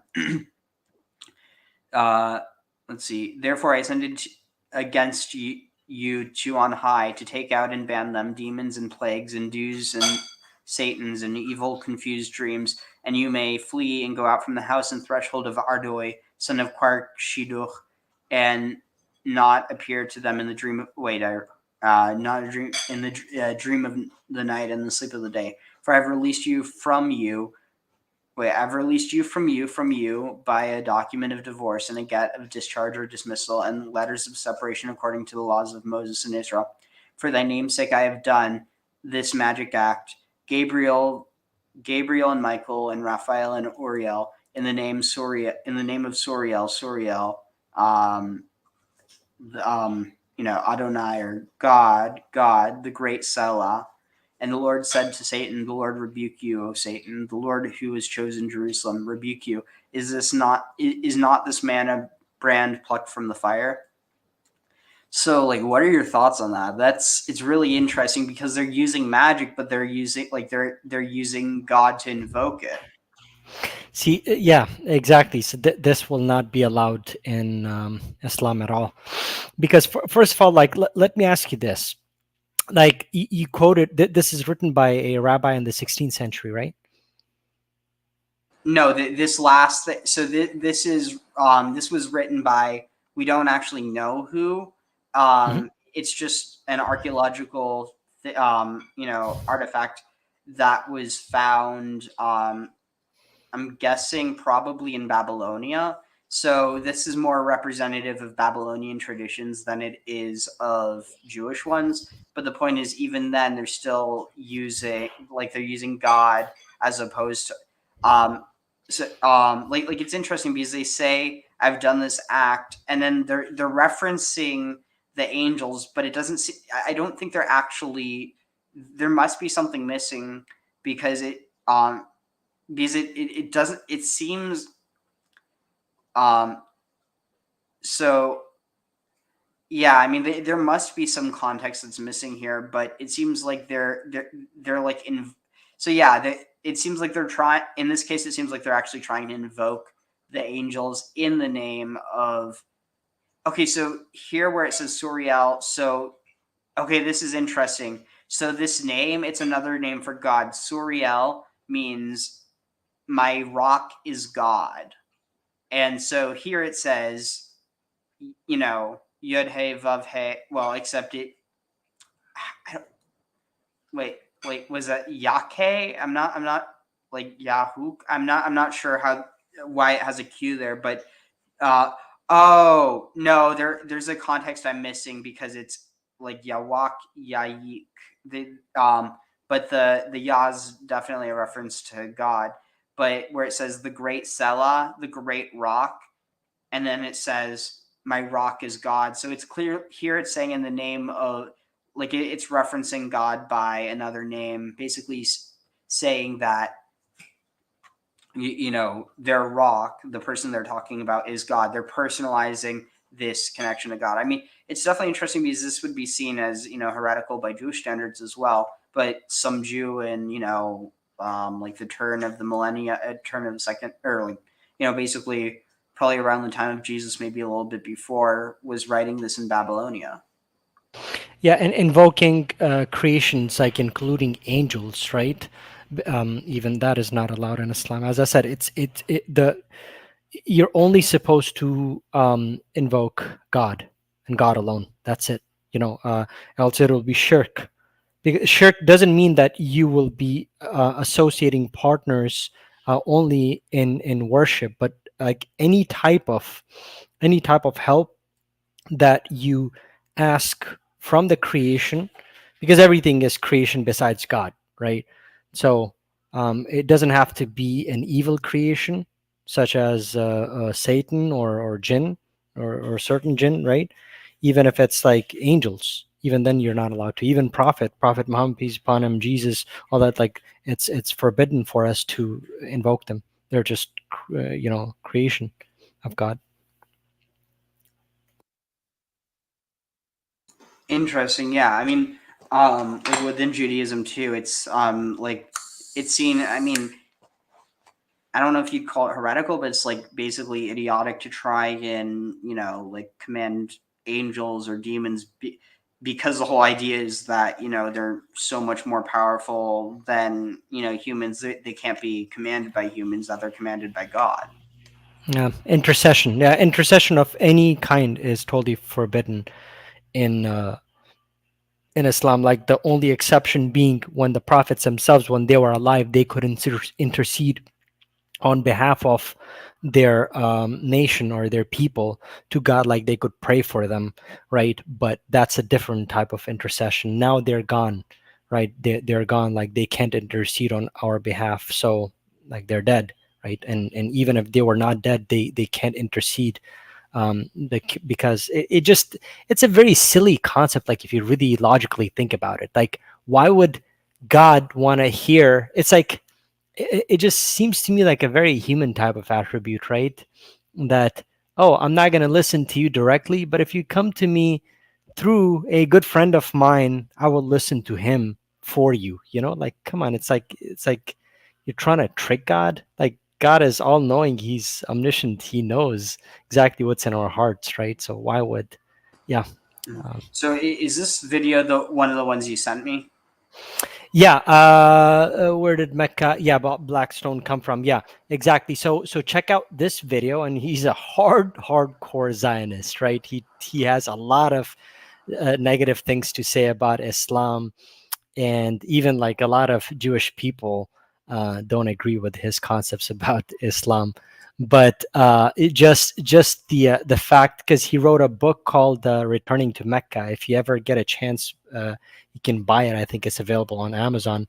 Buy that and see like his description and you know, like the explanation that he puts forth. It's very, very interesting, you know. And do check out that other video that I will post a link again. I think I posted it earlier. If you actually scroll up, as to why Mount Sinai is actually in Saudi Arabia, right? So if you combine that with what this guy is saying, it makes a lot of sense, right? Because there's a lot of archaeological artifacts and proof that you will find in the Arabic Peninsula for Exodus, right? With the chariots and, you know, that they found in the Red Sea, right? And but you can't find any of that in the Egyptian peninsula, right? Or the Sinai Peninsula, right? Because why would Moses and his people, they will be, you know, going around in circles for 38 or 40 years in the same area where Pharaoh's army is, right? Or the Egyptian army was at. Yeah, They here, would have to go away. yeah, let's check it out because I do have to get going soon. Sure. So we can watch Sure. this and we'll finish Mhm. off. Sure. Believe that the Bible is a GPS. I believe that the Bible took place, a lot of it took place in Arabia. Actually, most churches, Christians say to me, we know that Mount Sinai, the real Mount Sinai, is not in the Sinai Peninsula, but rather in northwest Saudi Arabia. It's called Jebel al-Lawz. I am the first Jew in the Jewish world who's coming to the rabbis and saying, the Torah is a GPS. Jethro, the high priest of Midian, I believe was the high priest of the Kaaba, the black stone, which is today in Mecca. There was no Mecca, it was just a black stone in those days. Moses was the son-in-law of Jethro. Moses was the understudy of Jethro for 40 years. And when Moses went to take the children of Israel out of slavery, he gave them the phylacteries, which they are to put on their forehead and on their left arm, as a sign from God that we are leaving the pyramid system of slavery in Egypt, and we're going to the cube system of freedom in Arabia. And it must be remembered that there was no Judaism in those days. There was no Christianity. There was no Islam. All people, including the Israelite slaves, were pagans. And of course, the golden calf, basically the children of Israel reverted to the gods that they had known in Egypt when Moses delayed coming back. That's what I was saying. Moses, Aaron, Jethro were at the Kaaba, which is today Mecca. And when God says in Deuteronomy 11 that the borders of Israel will include the desert to the south, that desert is Arabia. Talk about the linkage between the Jews who wear phylacteries and this pilgrimage to Mecca. By the way, if Christians have ever come to Israel, so I'm talking now to the people who've been to Israel, they've seen it on the flight. Yes. Because when people are still snoozing and the sun comes up as the plane is approaching Israel, you see the Orthodox Jewish men go to the back of the plane and they pray, and they put on the phylacteries. And this is a tradition that goes back 3,500 years. By the way, very important, and I learned this in the Jewish Theological Seminary, we studied the New Testament. Matthew 23, verse 5. Jesus is criticizing the Pharisees, and he says, for all their works they do to be seen of men, they make broad their phylacteries, and they enlarge the hems of their garment, or the tzitzit on their prayer shawls. And it's interesting indeed that today there are three types of phylactery. You have the size A, the size B, and the size C. And so what Jesus was saying was, he wasn't saying don't put on the phylacteries, which I'm sure Jesus did. What he was saying was that if you have the $200 phylactery, you have the $400 phylactery, you have the $600 phylactery, which is humongous, don't spend your money on $600 phylactery, spend it on the $200 and give the $400 to charity to feed the poor. So, but it's something, it's in Matthew 23, verse 5. So we know that Jewish men in those days wore this. We know that in the Greek Orthodox Christian tradition, there are priests who put on phylacteries. It's a slightly different Greek phylactery, but it all commemorates exactly the same thing. So the phylacteries have a very important meaning for Christians as well. So my question, and I'll ask it for everybody who's watching, why in the world would you put on, strap a little wooden box with the scriptures from Deuteronomy on the inside and attach that to your left arm and to your forehead? Why would you do that? And why would it be cube shaped? Perfectly cube shaped. And so the contention in my book is that when Moses came to Pharaoh, and remember, Pharaoh was God. Pharaoh was God in Egypt to the Egyptian people. He created the Nile, and he created this, and he created that. Who's Moses? Moses is a guy who stutters. It's very hard to talk. And God says, give the people a sign. And the phylacteries were the sign. He gave Pharaoh the signs. You remember his rod became a crocodile or serpent, ate the other crocodiles. And the leprosy in the chest. These are all signs. And then later the 10 plagues. And Moses gave signs to the elders of Israel. And Moses gave signs. That's to the another thing. The signs in Egypt, the plagues, that was magic. But the thing is, he was invoking God in order to do it. It wasn't him doing it. It was God. And so at the end of the day, that's what the Magus believe, the Persian Magi believed about their tradition. That they didn't think that they were the ones doing the things. They thought they were just doing the ceremony in which to, cause their gods, which interestingly, even their idea, I mean, they literally have, you know, Ahura Mazda, like the good god, and then you have Ahriman, the Dark Lord, basically, and like that, like it's a perfect parallel to the idea of, you know, God and Satan, or, you know, Allah and Shaitan. And like you definitely can see how, you know, one came from another. And again, I'm not saying, like, I think that there's probably a little bit of both. Like, you have all of it, everything coming from one, and then eventually you have, you know, like, people who were Persian who end up converting to Islam, and so they bring their ideas with them. And so this stuff, which developed from, like, essentially a offshoot of the one, then gets added back into it. And so it's like this kind of, it's an interesting, almost like a kind of like a chicken or the egg thing, even though it's both. See, like in Islam, the concept of the miracles that were given to the prophets, it's a very different type of, like, if you want to call it magic or you know, miracle, whatever you want to call it, right? It's just semantics. But the reason why those miracles were given to those prophets is because the nations always asked for a sign or a miracle, right? But then each one of these nations, they were warned by their prophets that if this miracle were done for you, because they would ask for specific miracles, right? For instance, you know, to Prophet Muhammad, peace upon him, they asked for splitting the moon, right? It's not like Prophet Muhammad himself, he proposed that, what if I split the moon for you guys? Would you believe me? That no, they specifically asked for that miracle, right? During the time of Jesus, peace upon him, people actually came and asked, you know, to be healed by him. To Moses, you know, it was Pharaoh, and at the time of Pharaoh, he had these magicians, right? And so they kind of like went against Moses to prove, you know, that, you know, their magic was superior to his, right? So all of these prophets, they were given miracles, but they were given a warning along with it, that if after this miracle you guys still don't believe, you guys will be wiped out, you know, and there'll be no forgiveness for you, you know. So that's slightly different than people doing magic like nowadays. Even though you might be claiming, I'm doing this in the name of God, right? That's totally different, because you're not trying to convince anybody to convert as a prophets did, because prophets were chosen people. They were given revelations from God, right? So I could claim to be a prophet, but we know in Islam, you know, who the correct prophets were. It's not like I can randomly just walk up and say, hey, I will do some magic and, you know, convert to you know, the god of whatever. So what about the splitting of the seas? Because that wasn't in order to convert anyone. That was for the sake of saving their Yeah. lives.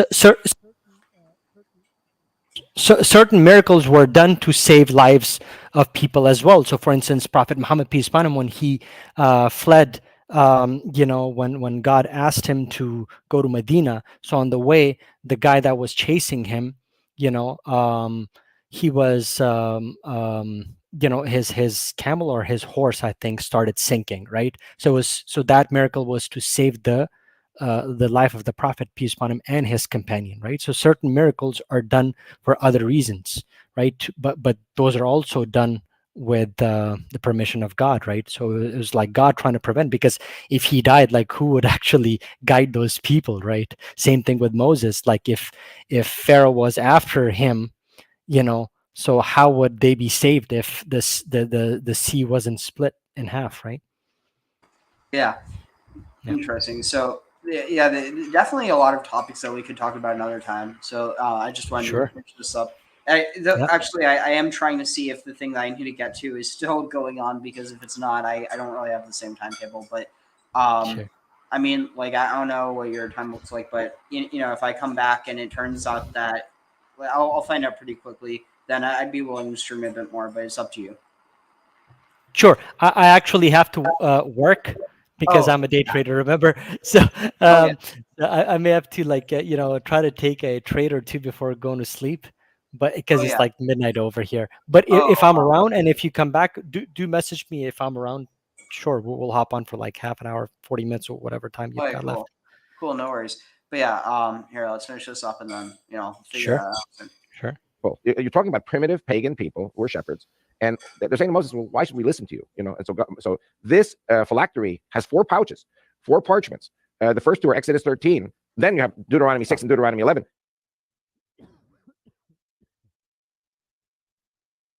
Exodus 13, we are still in Egypt. We are still in slavery. We're about to flee. But Exodus 13 talks about the, sign on thy arm and frontlets between thine eyes. And, I know young people won't know the word that I'm going to say now, but there's a word that older people like you and I remember, which is, gyroscope. The gyroscope takes us directly in the direction we have to go. And Moses is leading the children of Israel out of the pyramid triangular system to the cubic square system of freedom in the desert. And again, Moses says to Pharaoh, let my people go so that they may circle me in the desert. The other 5 times, let my people go so that they may serve the Lord in the desert. But the first one is they should go around in circles. Now, Hajj is a pilgrim to Mecca. Hag is the Egyptian pronunciation. Hag in Hebrew means a holiday or going around in circles.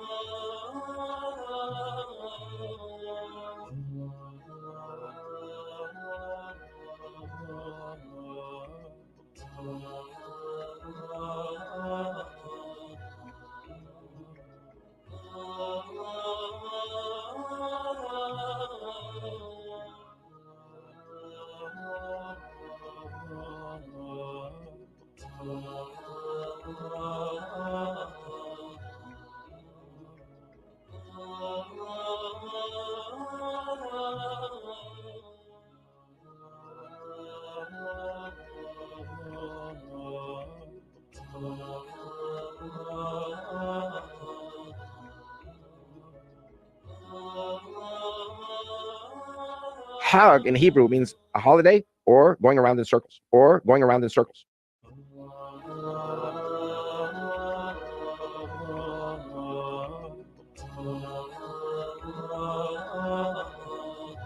Yeah, I've known about this. I just, never. Or going around in circles. Actually, or going around in circles. I knew about the connection between Hajj and Hag. I just didn't think about the, going around in circles. Yeah, because remember, there was no temple at that time yet.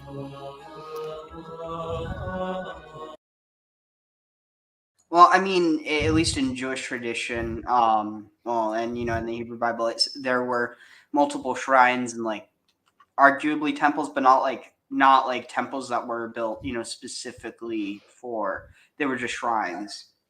Right, but if you really think about it, right before going to Egypt, Moses was with Jethro, correct? And Jethro was like the high priest of the Midian, like how this guy even mentioned in the video, right? So, and Jethro, he was a pious person. I think even the Bible says that, right? So why didn't he make it then back to Jethro? Wouldn't it make more sense that Jethro, because he was like an elder gentleman, right? He was his father-in-law, and he was the high priest. So why was he dwelling at a certain place, right?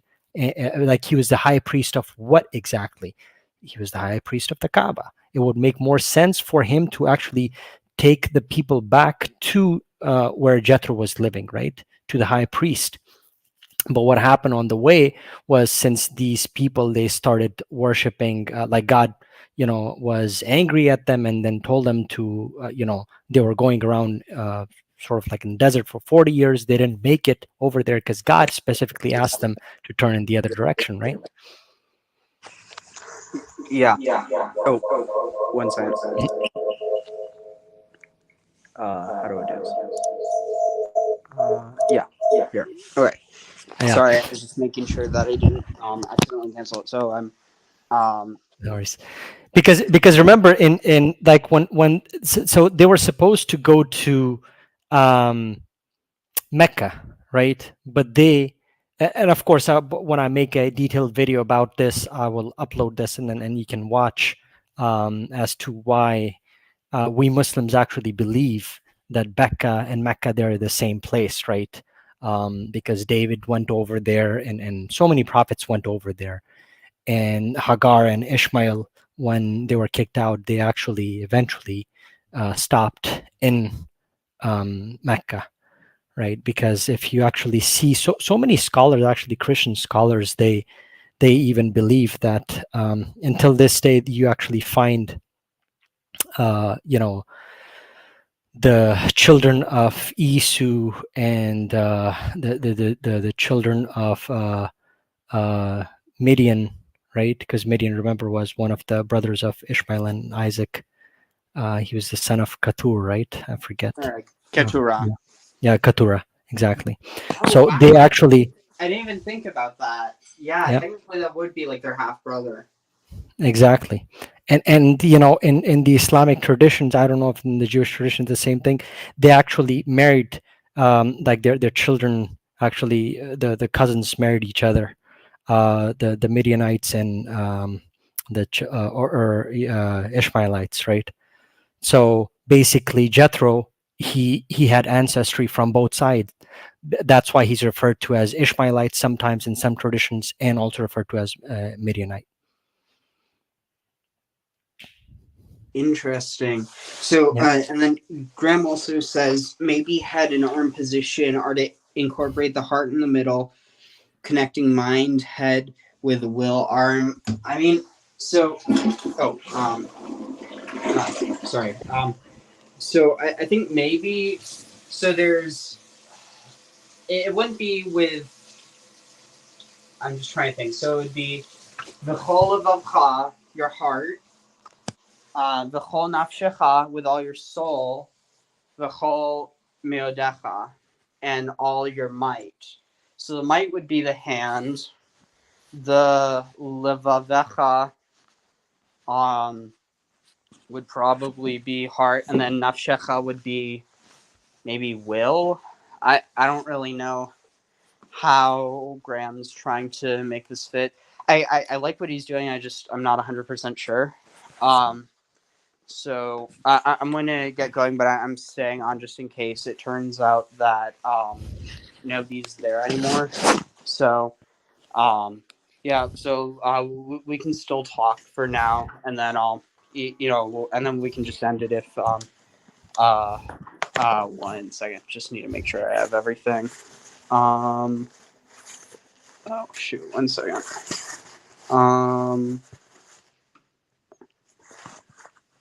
Okay, yeah, I have everything good.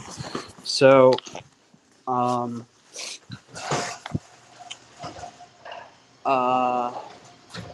wait, 1 second. So, anyway, sorry. Back to what we were talking about. So, oh, actually, wait, no, I did have a question. Do you, do you think this has anything to do with why there's been like an increase in normalization between Saudi Arabia and Israel? See, this hatred, this sort of like goes back, like you know, way back. There was always this sort of animosity between these cousins, and you know, it's kind of funny that even in my culture, because I come from Pakistan, and in my culture, the cousins, the first cousins, they're sometimes referred to as so the word that we kind of use in our language, it sort of would translate sort of like, not exactly like enemy, but somebody that could potentially turn into your enemy, because it's like they're not your brothers, but you share the same blood, and they So have it's this like jealousy between them. so it's almost like you share the same grandparents, so like or maybe not even the same grandparents, but you share the same blood, so you have the same claims to the same things. Correct. Except Yes. you haven't been able to sort it out like you can with your brother. Exactly, and this is why, like in my culture, and till this day, you know, your closest relatives, like your first cousins, usually turn out to be, you know, the people that are really jealous of you. And in so many cultures, like even in the medieval times, with the royal families, you know, the biggest threat that they had was always their cousins. Like even if you like watch Game of Thrones, right? It's always like, you know, the what was that, the new show that actually not the Game of Thrones, the other one, the spin-off, I forget, House of Dragon or something, right? So it's the cousins, right? So the woman cousin, she's got the claim to the throne, but she's a woman, so she doesn't get her claim to the throne. So it's instead it goes to her cousin, who is a male, even though he's younger, right? So the animosity is always between the cousins. So it sort of like kind of goes way back, right? Because I know like how Jewish people, they view the relationship between Isaac and Ishmael. They believe that Ishmael, even though he was the firstborn, God didn't make covenant with him, and then he was really upset about the inheritance, which sort of like, it would, like, I don't want to take the conversation that way, but just I'm going to mention one thing. There's like, it never made sense to me, because the Bible says that even if you don't like your firstborn from or you don't like your firstborn, like if your firstborn is from a wife that you dislike, even then you cannot actually deny them their rights. So the rights of the firstborn, they always have to be given, right? So it kind of like doesn't make sense to us Muslims as to why then Ishmael would be denied his inheritance, his right as a Well, but firstborn. that's the thing. The Jewish point of view isn't that. I mean, obviously you have some people who are like, really far to one end that they think that, but like, I mean, just look at, what happened with like, for instance, given people wouldn't view it this way now, but when when Islam conquered the Levant, that was like, given it wasn't perfect, but that was, I think, the first time in like hundreds of years that Jews were allowed to return to their holy land, like specifically to the to Jerusalem. And so like within this, I mean, I think is it Rashi who talks about I mean, I think Jacob Fadarecci has even talked about this, how there's this understanding in, like, given it's not all Jews believe this, but basically that like both Christianity and Islam have these legitimate paths, and that they've helped bring other people closer to God. Given I mean, I don't view it in that context solely. I mean, I think it's a nice way of viewing it, but just because I like, I look at it as like a student of anthropology as well, so it's not as cut and dry, because there's a lot of cultural destruction that happened. But the point being is that within Judaism, there is this understanding that Islam and the spread of it, in a lot of ways, is the inheritance of Ishmael. And I mean, not just that, but like that his descendants, that they were, they ended up basically possessing all of the Arabian Peninsula. Correct. Yeah. And they were the ones responsible for, and like, what, first of all, like kind of backtracking a little bit, like, why would God actually ask him to circumcise Ishmael if that was part of the covenant? Then if he was not supposed to have a covenant with Ishmael and his kids, right? So that also never sort of made sense to me. Also, like, what if it's one of those things where like the exiling of Ishmael was actually in order that he have these descendants in those lands? Yes, that's exactly what in Islam, that's exactly what we believe. So the Islamic story is slightly different than the Jewish and the Christian narrative, right? We don't believe that Abraham, peace upon him, he kicked out Hagar and Ishmael, right? Because first of all, we see that like sort of very unfair. Can you imagine, like, even nowadays it'll be so dangerous, like in the middle of nowhere, if you leave a woman and her child alone like that in the middle of the desert, right? But like, imagine back then, right? So, and then on top of that, how could the prophet of God do something like that, right? We believe that it was God himself that asked Abraham to take Hagar and Ishmael, and he accompanied them, right, and left them in the Arabian Peninsula, right, and left them with food and water. And then God told him to go back to where he was living, to the land of Canaan with Sarah, right? So remember, at this time, we in the Islamic narrative, we believe that Isaac was still not born yet, because Ishmael was still a baby right? So Isaac was born about like 14 or 16 years later, right? So so Ishmael was still a baby, and this is where the whole incident of the Zamzam and all of that happened. This is the Islamic narrative, Interesting. right? Yeah, I do need to get going now, but I did just want Sure. to read what Graham said. So, one point of alcohol in ancient days was health concerns around microbes in water, which was killed in beer and wine. Plus, in ancient Egypt, beer was almost always a nutritious meal on its own. And in some other cultures, it was also used in order to infuse various drugs and medicines. So, like, Correct. so alcohol, kind of like stripped of anything else, is kind of useless within an ancient context, because like the whole point is that it's used as something in something else, whether it's as a solvent or whether Yes. it's as an infectant. It always has a purpose beyond just getting wasted. But Yeah. A lot of um, medicine purpose. Yeah. yeah. Anyway, so it was great talking with you, Fawad. We should definitely do this together. Likewise, brother. I really enjoyed it. Thank you for inviting me, and you have a great day and night. I don't know where you are. Yeah, I'm 4 hours behind you, but All right, brother. yeah, and I'm going to I'll make sure to include a link to your channel in the description. And Thank you so much. Appreciate it. soon. Take care. All right, brother. All right, you too, brother. All right, shalom.